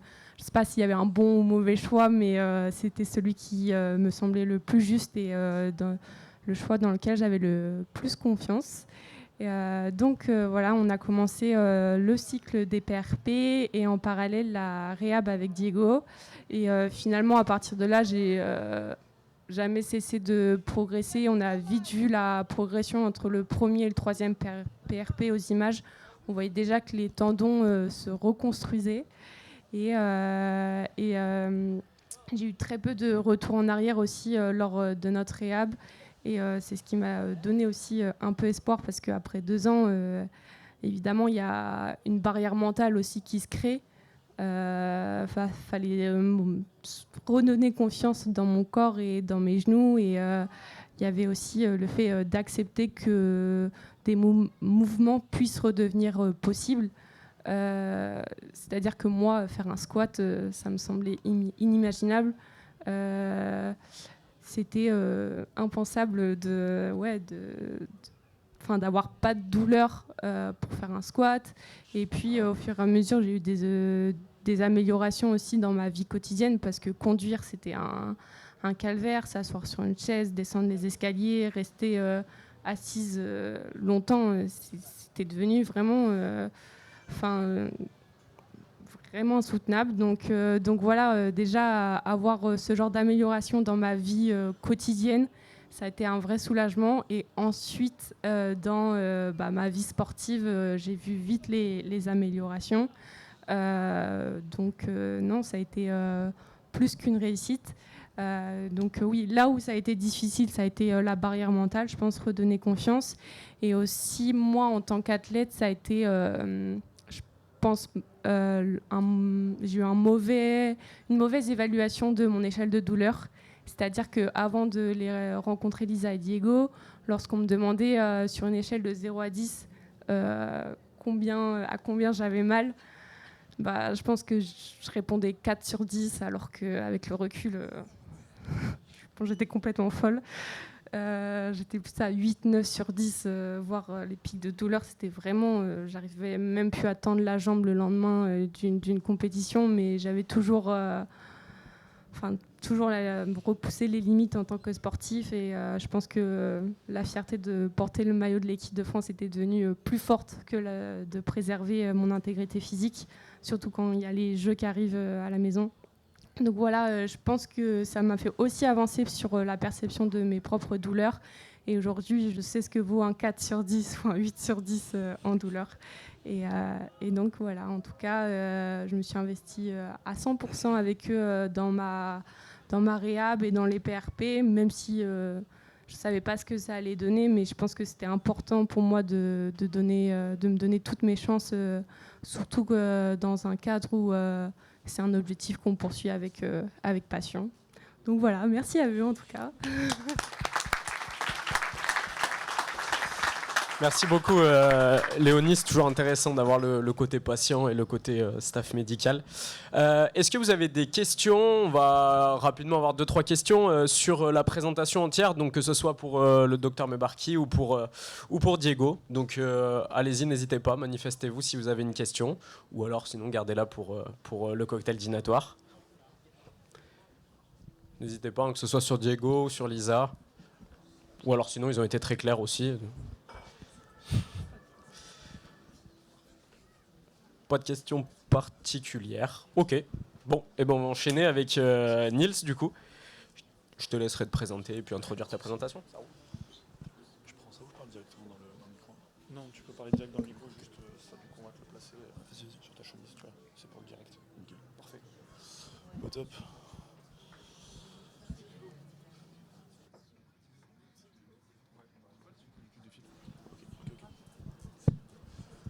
Bon, bonjour à tous, c'est un plaisir d'être là ce soir devant vous. Donc, tout d'abord, je tiens à remercier le Galet de nous accueillir, NeuroXtrain pour l'organisation de cette soirée bien sympathique, et évidemment les intervenants qui m'ont précédé pour la qualité de leur présentation. Donc, je me présente rapidement, donc, je m'appelle Nils Argenta, je suis kiné du sport et j'ai un master STAPS. J'occupe mon activité pro entre un temps le matin à l'université, au sein de la composante kiné, et les après-midi, donc une activité clinique au sein de l'INSA, l'Institut niçois du sport et de l'arthrose. Voilà.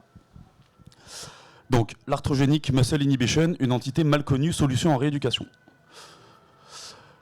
On va commencer évidemment avec une petite définition de ce qu'est l'AMI. L'idée c'est que ce soit un peu interactif, que ce soit sympa. Je vous pose la question directement. Qui a déjà entendu parler de l'arthrogenic muscle inhibition? Levez la main. Ok, donc public de qualité. Qui a déjà entendu parler de sidération? Il y a un peu plus de mains qui se lèvent. Ok. Bon, on va faire très, très simple, très rapide. La principale différence, c'est qu'en fait, la sidération, c'est l'un des symptômes de l'AMI et c'est un terme qu'on peut considérer comme étant vulgarisé. Voilà. On va plutôt parler d'inhibition motrice ou de défaut de recrutement moteur, qui sont des termes plus exacts, plus consacrés. Ce qu'il faut savoir à ce sujet, c'est que les études sont quand même relativement récentes. Ça commence, comme vous pouvez le voir, hein, quand vous tapez arthrogenic muscle inhibition dans PubMed, grosso modo, il y a 104 études qui sortent. Ça commence en 2000 avec Hopkins et Ingersoll. Et comme vous pouvez voir sur le graphique, la majorité des études sont sorties très récemment, avec même des études de 2025, vous allez voir après dans la présentation. Donc je vous envoie la définition. L'arthrogenic muscle inhibition est une réponse réflexe continue, donc on va parler de neuro dans cette présentation, de la musculature entourant une articulation suite à une lésion articulaire. Donc fait intéressant sur l'AMI, elle a été décrite pour plusieurs articulations. J'ai des exemples pour toutes ces articulations si jamais ça vous intéresse. Donc c'est notamment le cas de la cheville, de la hanche avant. Également donc du rachis lombaire et évidemment du genou qui est l'articulation à laquelle on va s'intéresser ce soir. Donc, suite à une rupture, donc à une entorse du ligament croisé antérieur ou à une chirurgie, j'imagine que tous ceux qui prennent ici en charge des patients atteints de ces pathologies ont déjà observé cette symptomatologie, à savoir un flessum antalgique que vous allez pouvoir observer chez les patients. Alors pourquoi ce flessum? On va rentrer dans le diagnostic, il est assez simple. Le diagnostic de l'AMI repose sur une symptomatologie, sur une triade clinique qui est composée d'une part d'un déficit d'activation du quadriceps prépondérant sur le vaste médial oblique.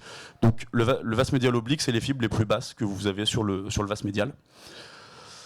Il y a associé à ça, donc ou non, on va le voir après dans la classification, donc une hypertonie réflexe des ischio-jambiers.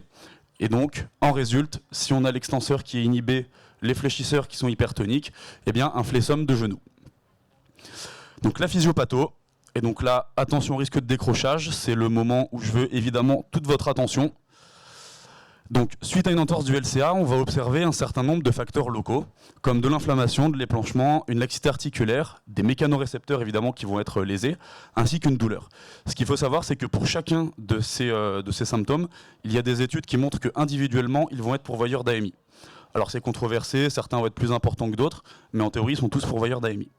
L'ensemble de ces facteurs locaux, ils vont se projeter au niveau spinal, et le problème c'est que les afférences d'origine articulaire qui se projettent au niveau spinal vont être perturbées.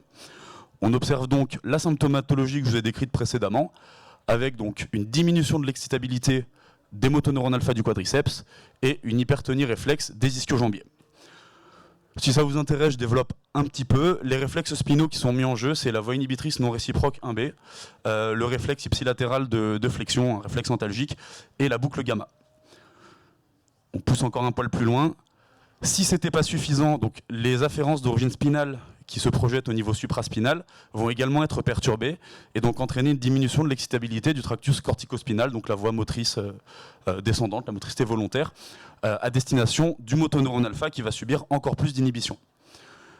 Et si ça vous intéresse, ce qui se passe au niveau supraspinal, c'est une diminution de l'activation du cortex moteur et une augmentation de l'inhibition intracorticale. On va voir qu'il y a des thérapeutiques qui vont cibler justement ces problèmes-là.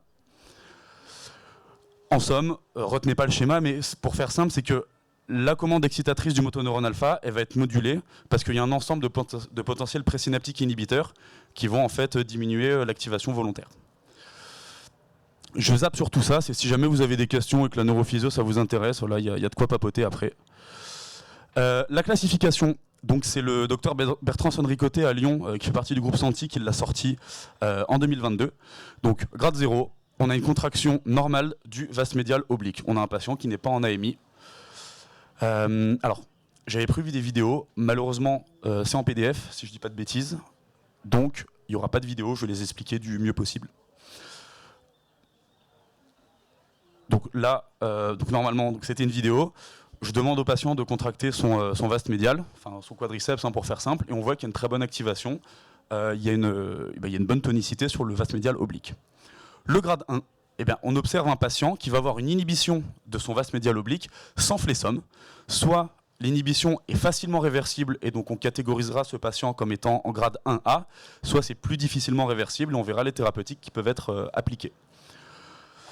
Donc là, vous avez un bel exemple sur cette photo d'un patient qui, du côté sain, a une très bonne activation de son vaste médial oblique, enfin même de son vaste médial et même de son quadriceps de façon générale, et qui, malheureusement, de l'autre côté, n'active pas son vaste médial oblique.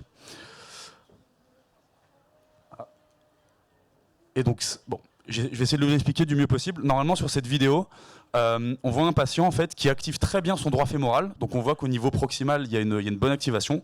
Et malheureusement, au niveau plus distal, donc en interne, sur le vaste médial, malheureusement, il y a très peu d'activation. Donc dans ces cas-là, évidemment, on n'observe pas de flessum, puisqu'il n'y a pas d'hypertonie réflexe des ischio-jambiers. Alors que dans le grade 2, on a un vaste médial oblique qui est inhibé et une contracture réflexe des ischio-jambiers qui va être associée. Et donc dans ces cas-là, on pourra observer le fameux flessum dont je vous ai parlé précédemment. De même que pour le grade 1, soit la symptomatique du patient est donc facilement réversible, on le classifiera comme étant en grade 2A, soit ça nécessite des programmes plus longs et plus spécifiques. À ce moment-là, le patient sera catégorisé en grade 2B.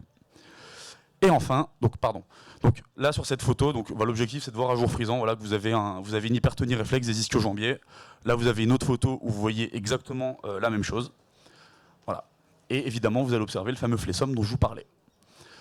Grade 3, alors cette fois-ci il n'y a plus d'inhibition, il n'y a plus d'hypertonie réflexe des ischio-jambiers, il n'y a plus besoin, le genou tient tout seul, c'est un flessum qui est acquis, qui est dur, qui n'est pas réductible. Et donc en fait, c'est classifié comme étant donc, en grade 3 un déficit chronique d'extension passive qui ne va pas être qui est irréductible. Dans ces cas-là, en tant que kiné, on va être un petit peu démuni en termes de thérapeutique. On n'a pas grand-chose, il n'y a pas grand-chose qui fonctionne. Et malheureusement, ça va être un traitement plutôt chirurgical. Désolé pour la photo. Ce qui est préconisé, c'est de réaliser une arthrolyse postérieure extensive, donc pour récupérer l'extension. Je ne vais pas me prononcer à la place des chirurgiens, on pourra en discuter après, mais de par les structures nobles qui sont au niveau du creux poplité, donc les structures vasculaires et nerveuses, c'est une chirurgie qui est plutôt délicate. Voilà. Donc c'est sorti il n'y a pas longtemps, c'est sorti il y a quelques semaines. Donc cette classification de Bertrand Sonricoté, elle a une excellente reproductibilité interévaluateur. Je me sentais un peu obligé de vous en parler. Donc j'ai sorti le tableau, les graphes. enfin les stats, pardon. Donc les coefficients, ils vont grosso modo de 0,96 pour le grade 0, où visiblement tout le monde s'accorde dessus, à 0,85 pour le grade 1B, qui serait visiblement le plus dur. Dans tous les cas, la reproductibilité reste excellente. Voilà. Pardon. Donc concernant l'incidence, ce qu'on observe, c'est que ça c'est une étude qui a été faite sur des patients, donc sur 300 patients, donc quand même un bel échantillon. 300 patients chez lesquels on a détecté une lésion, une rupture totale du ligament croisé antérieur par IRM. Chez ces patients-là, 57% d'entre eux étaient en AMI, contre 43% évidemment qui ne l'étaient pas. Ce qui est intéressant surtout d'observer, c'est que 80% des patients en fait, sont en grade A. Que ce soit 1 ou 2, ils sont en grade A. Donc en tant que kiné, les outils que je vais vous présenter après dans la partie traitement, et donc qu'on a à notre disposition, on a vraiment notre carte à jouer en fait, pour lutter contre l'AMI. Pareil, c'est sorti assez récemment, donc il y a les facteurs de risque qui sont sortis.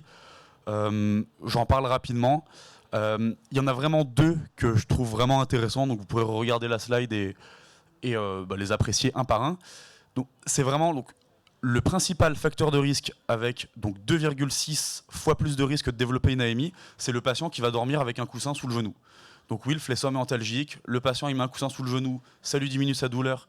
À court terme, c'est très bien. Le problème, c'est qu'à long terme, on augmente le risque de développer une AMI.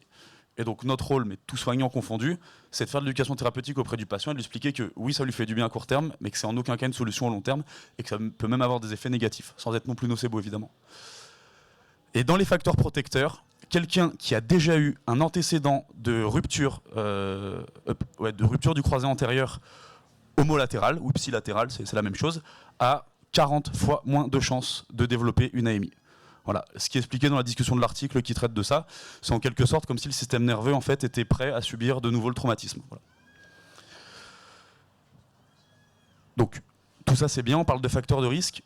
Je voulais vraiment attirer votre attention là-dessus. C'est très important de préciser que le déficit d'extension qu'on va observer en préopératoire, c'est un prédicteur important d'un déficit d'extension en post-opératoire et donc de développer un cyclope syndrome, avec une incidence qui va être 2 fois plus importante à 3 semaines et 6 fois plus à 8 semaines. Donc de cette information, on peut en tirer quelques recommandations pour les professionnels de santé. Donc tous les patients doivent avoir retrouvé leur extension et avoir une bonne contraction du vaste médial oblique avant la chirurgie, auquel cas ce serait délétère en post-opératoire. Il y a un premier contrôle post-op qui pourrait être fait à 3 semaines, car la stat n'est pas bonne, mais 56% des patients se retrouvent en flexum antalgique. Et donc 6 semaines post-op, comme on l'a dit au préalable, c'est déjà trop tard. Puisqu'il y a un risque de cyclope syndrome qui est 8 fois supérieur. Voilà, avec les risques d'arthrofibrose, de douleur antérieure, etc., etc. On en arrive aux conséquences. Donc, conséquences de l'AMI, à court terme, mais c'est ce qu'on observe tous dans nos cabinets, grosso modo, on a un patient qui va avoir un déficit de verrouillage actif, donc volontaire de son quadriceps. Et donc, évidemment, s'il n'est pas capable de verrouiller en chaîne ouverte, ça va également entraîner une déficience à la marche. Il ne pourra pas verrouiller non plus en chaîne fermée quand il sera en appui. À moyen terme, évidemment, il y a une amyotrophie du quadriceps. Si on n'arrive pas à recruter les unités motrices, forcément, le muscle va se mettre à fondre progressivement. On a un déficit de force qui va être associé. Il y aura également, donc, sur le plan plutôt neuromoteur, des déficits proprioceptifs et une coordination qui sera altérée chez notre patient. Et on en a déjà parlé, le risque d'arthrofibrose et de cyclope syndrome. À long terme, on va observer une gonalgie persistante chez nos patients, un flexum chronique, donc comme c'était présenté le grade 3 de la classification, qui va nécessiter donc une chirurgie. Évidemment, le délai de retour au sport va être augmenté en lien avec les facteurs présentés précédemment, donc l'amyotrophie, le déficit de force, etc. Et il y a un risque également de développer une arthrose plus précoce. Donc, face à une incidence élevée dont on a parlé précédemment et les conséquences importantes qui viennent d'être évoquées, il y a un réel intérêt donc, à bien diagnostiquer l'AMI avec la classification présentée au préalable. Et donc, la diagnostiquer, c'est bien, la traiter, c'est mieux. Le principal écueil qu'on peut faire sur les traitements... Alors, pardon. Ah oui, c'est vrai, j'avais mis ça. Pardon. Donc, on va parler des traitements. Les paris sont ouverts. Donc, pour le live, je vais répéter les informations que vous donnez. Ça, comme ça, on ne perd pas de temps à faire passer le micro. À votre avis, qu'est-ce qui fonctionne comme traitement? Là, on a fait toute la physiopathe. Je vous écoute. Ouais. Fatiguer les ischions, on va en parler. Allez-y, allez-y. Ouais. Réactiver le quadri au top. Surtout le vaste médial, on va en parler. Ok. Récupérer l'extension passive aussi, oui. Voilà, encore une ou deux personnes, après j'enchaîne. Non, c'est pas grave, tant pis. On va parler de la reprogrammation neuromotrice aussi. C'est en référence à méthode Aliane. Ouais. Le principal écueil qu'on peut faire des prises en charge rééducatives qu'on va avoir et de ce qu'on retrouve dans la littérature, c'est qu'on s'intéresse surtout en fait, à traiter les déficits structurels de la force, à lutter contre la myotrophie, mais finalement on s'intéresse trop peu aux paramètres nerveux sous-jacents qui viennent d'être présentés au préalable. Donc, ça a été dit, bravo, activation volontaire du quadriceps et notamment du vaste médial oblique. Donc l'écrase-coussin, c'est enseigné dans tous les IFM 4 France. Bah, c'est une fausse bonne idée. Pourquoi c'est une fausse bonne idée? Bah, on repart des principes de base de la neurophysio.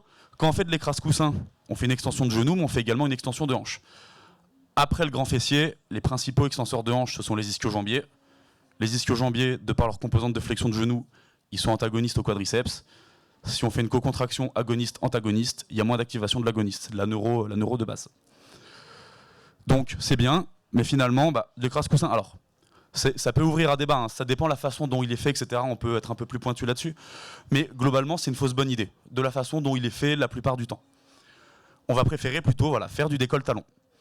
Et donc là, j'avais une magnifique vidéo d'une patiente joueuse de l'OGC Nice, donc à qui je demande à 3 semaines post-op de faire des extensions de jambes en chaîne ouverte. Voilà, donc débat si ça vous intéresse, on pourra parler de ça après.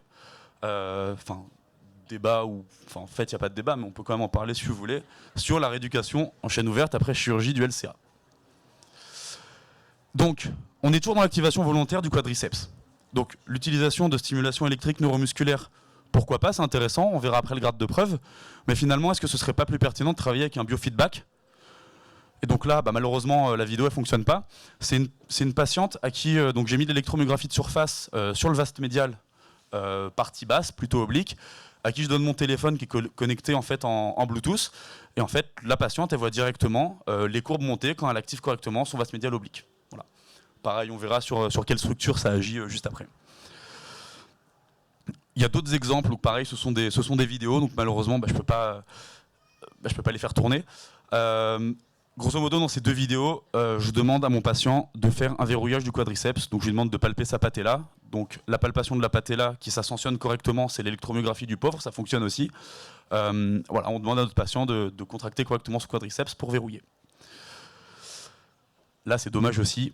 Donc c'est une patiente qui avait une AMI persistante et donc on voit donc là elle est installée sur l'ergomètre isocinétique, donc elle fait de l'extension de la flexion de façon concentrique et en fait ce qu'on observe c'est que sur les 20 derniers degrés, donc vous pouvez lire le graphique de la façon suivante, à gauche le patient est en flexion, à droite le patient est en extension et donc les 20 derniers degrés, chaque carré en fait c'est des unités de 20 degrés. Les 20 derniers degrés, il y a une baisse considérable de la force, il n'y a plus aucune activation. Voilà.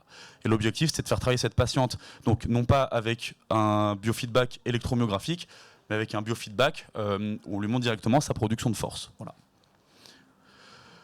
Donc les traitements des inhibiteurs, on en parlait, il y en a d'autres qui sont complémentaires, l'électrostimulation. Il y a une étude de Lepley collaborateur en 2015 sur laquelle beaucoup des méta-analyses que je vais citer après en fait, se sont basées. C'est une étude qui est vraiment bien faite. L'électrostimulation, elle est intéressante, surtout si elle est associée à une contraction volontaire. Voilà. Et a fortiori excentrique, comme bien souvent de ce type d'études. C'est surtout intéressant dans les premières semaines, puisque c'est dans ces premières semaines qu'on va observer une symptomatologie qui va être plus importante. Il y a d'autres traitements qui sont très pertinents, la cross-éducation, qui est également reprise par plusieurs méta-analyses, où l'objectif va être finalement en fait, de faire travailler le membre sain. Et l'objectif, c'est que les aires cérébrales du côté gauche et du côté droit, en fait, je vais l'expliquer comme ça, discutent entre elles et permettent par la suite, donc, de façon centrale, une meilleure activation de la jambe opérée. Et donc, on parlait de reprogrammation neuromotrice. Donc, évidemment, il y a l'imagerie motrice qui commence à présenter pas mal de preuves. Et donc, l'imagerie motrice, c'est une des thérapeutiques qui est reprise par la méthode Aliane que vous connaissez peut-être. Voilà, on pourra en reparler après également. Il y a d'autres traitements des inhibiteurs complémentaires, mais qui cette fois-ci manquent de preuves. La neuromodulation percutanée. Donc, on vient planter des aiguilles en intramusculaire, c'est comme du dry needling, sauf qu'on vient par la suite mettre des petites pinces, un peu comme pour redémarrer une batterie. Et l'idée, c'est d'envoyer du courant en intramusculaire. Voilà. Ça paraît pertinent, il n'y a pas de preuve pour l'instant sur ce traitement. Le focus externe, l'idée c'est de détourner l'attention du patient en le faisant se concentrer sur d'autres choses, comme, bon là je vous ai mis une image avec des blaze spots, mais ça peut être beaucoup d'autres choses. On vient chanter en fait les informations proprioceptives pour diminuer potentiellement en fait les afférences nociceptives. Et enfin les vibrations locales tendineuses. En théorie c'est génial, en théorie ça doit super bien marcher, il n'y a pas d'études de qualité qui nous le prouvent. Protocole de fatigue des ischio-jambiers, on en a parlé. Donc là, vous voyez encore une image d'un patient qui a une hypertonie réflexe des ischio-jambiers, voilà, vous le voyez assez bien. On installe le patient en décubitus ventral, on lui demande, en fait c'est une technique de levée de tension, j'explique pas, tout le monde voit en quoi consiste un lever de tension. Donc, je vous ai fait une petite pub un peu à la comme j'aime, donc ça, ou comme les gens de chez Herbalife, donc là, voilà, avant le lever de tension des ischio-jambiers, et après le lever de tension des ischio-jambiers. Voilà. C'est une technique assez rapide, ça prend vraiment quelques minutes et on le verra après, mais c'est vraiment intéressant de le faire en début de séance pour après permettre à notre patient d'avoir une activation volontaire de son quadriceps dans une amplitude qui va être majorée. Et donc là, je vais vous avancer l'argumentaire le plus EBP de cette présentation. Ça, souvent, c'est le patient donc pendant la technique du lever de tension. Et finalement, ça, c'est le patient juste après. Normalement, c'était un gif, c'était un peu plus marrant. Ça fait flop, tant pis. Et enfin, c'est la dernière partie du traitement. Donc, finalement, traiter la physiopatho, ça paraît assez logique. On a un ensemble de facteurs locaux, donc notamment de l'inflammation, de l'épanchement et de la douleur. Et en fait, avec des traitements très simples, traitement anti-inflammatoire, réduction d'œdème et antalgie, à l'échelle de nos cabinets, on peut faire des choses très simples comme de la cryo compressive, ou simplement presser des bas de contention à nos patients, pas pour le risque de phlébite, mais vraiment pour drainer l'œdème post-opératoire. Il n'y a pas d'études là-dessus. Ça paraît super logique, personne ne s'est amusé à faire d'études là-dessus. Voilà. Petite question pour les médecins, les chirurgiens présents. Donc voilà, évidemment, on parle de traitement anti-inflammatoire, de réduction de l'œdème. Je vous laisserai prendre la parole après. Est-ce que vous trouvez ça pertinent de faire une ponction évacuatrice, soit en pré-op, soit en post-op? Pourquoi? Des traitements anti-inflammatoires, Péros, voilà. Donc les paris sont terminés. Là, on en arrive à la dernière slide, enfin aux dernières slides. Il y a une revue systématique avec méta-analyse de Bertrand Sonricoté qui est sortie en 2019, si je ne dis pas de bêtises, où grosso modo, ce qu'il en ressort, c'est que les traitements les plus éprouvés sont la cryothérapie et les exercices de renforcement musculaire. Ils disent bien à chaîne ouverte, on le retrouve dans beaucoup d'autres méta-analyses et guidelines de rééducation du ligament croisé antérieur. Et on retrouve également le protocole de fatigue des ischio-jambiers. Donc grosso modo, tout ce dont on a parlé jusqu'à maintenant. Aïe. Je suis un peu perfectionniste. Ça s'arrête en 2019. Vous avez vu avec le graphique au tout début de la présentation qu'il y a beaucoup de littérature qui est sortie depuis. Donc, j'en ai lu pas mal et je me suis permis de faire une synthèse tout à la fin pour vous... en fait, finalement, aujourd'hui, qu'est-ce qui fonctionne avec les nouvelles preuves scientifiques? Donc, on a vu qu'il y avait donc la symptomatologie locale, les afférences au niveau spinal qui étaient modifiées, et donc également donc, des modifications au niveau du système nerveux central, et notamment cortical. Donc ça, c'est la liste de l'ensemble des traitements qui ont été étudiés dans les différentes méta-analyses qui sont sorties donc, depuis celle de Bertrand Sonricoté en 2019. Et finalement, voilà ce qu'il en ressort. Donc en vert foncé, c'est ce sur quoi on a un grade B, donc une évidence modérée, il n'y a rien qui est en A. Voilà. On a une présomption scientifique forte, mais sans preuve établie. C'est la définition du grade B. En vert clair, je ne sais pas si vous voyez la différence. C'est en train de plus en plus d'être prouvé, ça paraît pertinent, ça manque encore un petit peu de data. Et le reste, je l'ai quand même mis parce qu'en fait, ça paraît pertinent, mais il y a vraiment trop peu de data pour pouvoir en parler. Voilà. Et donc j'avais un bon exemple donc de prise en charge innovante associant les traitements les plus prouvés et prometteurs que je vous ai présentés donc dans cette diapo-là. Ce qu'il faut savoir, c'est que la cryothérapie, donc ça a été expliqué que c'était quelque chose de pertinent. C'est d'autant plus pertinent quand elle est réalisée en début de séance pour l'effet antalgique, anti-inflammatoire et de réduction d'œdème. Et derrière, en fait, ça va optimiser les résultats des autres thérapeutiques que vous allez pouvoir effectuer après. Donc là, on est en présence d'un patient donc, qui avait une AMI. Il arrive au cabinet, il commence avec de la cryothérapie, technique de levée de tension des ischio-jambiers pour restaurer l'amplitude totale. Et une fois que tout cela a été fait, on installe le patient sur un ergomètre isocinétique Il y en a peut-être certains que ça va faire tiquer, c'est un peu, on va dire invasif. On règle les butées donc sur l'ergomètre isocinétique au maximum de l'amplitude non pas active mais passive. Donc pour avoir un effet arthromoteur, en fait, mobilisation passive dans toute l'amplitude. Et en plus de ça, on lui rajoute donc de la stimulation électrique neuromusculaire, le NMES, spécifiquement sur le vaste médial oblique. Je ne sais pas si vous voyez la petite électrode qui dépasse là en bleu du tissu. Et donc en plus de ça, parce que le patient est sur un ergomètre isocinétique, vous l'avez vu donc dans la photo de tout à l'heure, il a un feedback. Donc ça vient vraiment regrouper, grosso modo en une séance et relativement courte, donc l'ensemble des preuves dont je vous parle là dans cette slide-là. Voilà. Le petit take-home message, c'est que l'AMI est un mécanisme réflexe central très fréquent, 56% des cas, on a vu l'incidence, pouvant être à l'origine de nombreuses graves complications dont on a parlé également dans cette présentation. L'évaluation clinique, elle est simple, c'est une triade symptomatique, et elle est très reproductible, notamment avec la classification qui a été évoquée. L'utilisation d'une classification commune est importante pour qu'on parle tous le même langage, qu'on sache classifier nos patients et savoir quel traitement leur apporter. Et donc enfin, kinésithérapeutes, médecins et chirurgiens, nous devons tenir compte de ces processus complexes dans les traitements que nous utilisons. Voilà, ça c'est les références qui ont été utilisées pour la présentation. Et évidemment, je vous remercie pour votre attention. Merci Nils, merci beaucoup. On a le temps pour 2 questions. Ok, si jamais vous avez des questions dans la salle, n'hésitez pas, levez la main. On vous fait passer le micro, je pense qu'il a été clair. Mais ça lève toujours pas mal de questions, hein, ce sujet de l'AMI, de la chaîne ouverte, etc. Donc, personne, tout le monde a faim, tout le monde a soif, c'est ça? Bon, si vous n'en avez pas, vous irez le voir après, dans tous les cas, au cocktail dînatoire. Encore merci à tous les intervenants, hein, vraiment merci. Merci à tous d'être ici, vous êtes 150. Vous êtes 150 là en présentiel, donc c'est vraiment un mardi soir, c'est génial pour nous.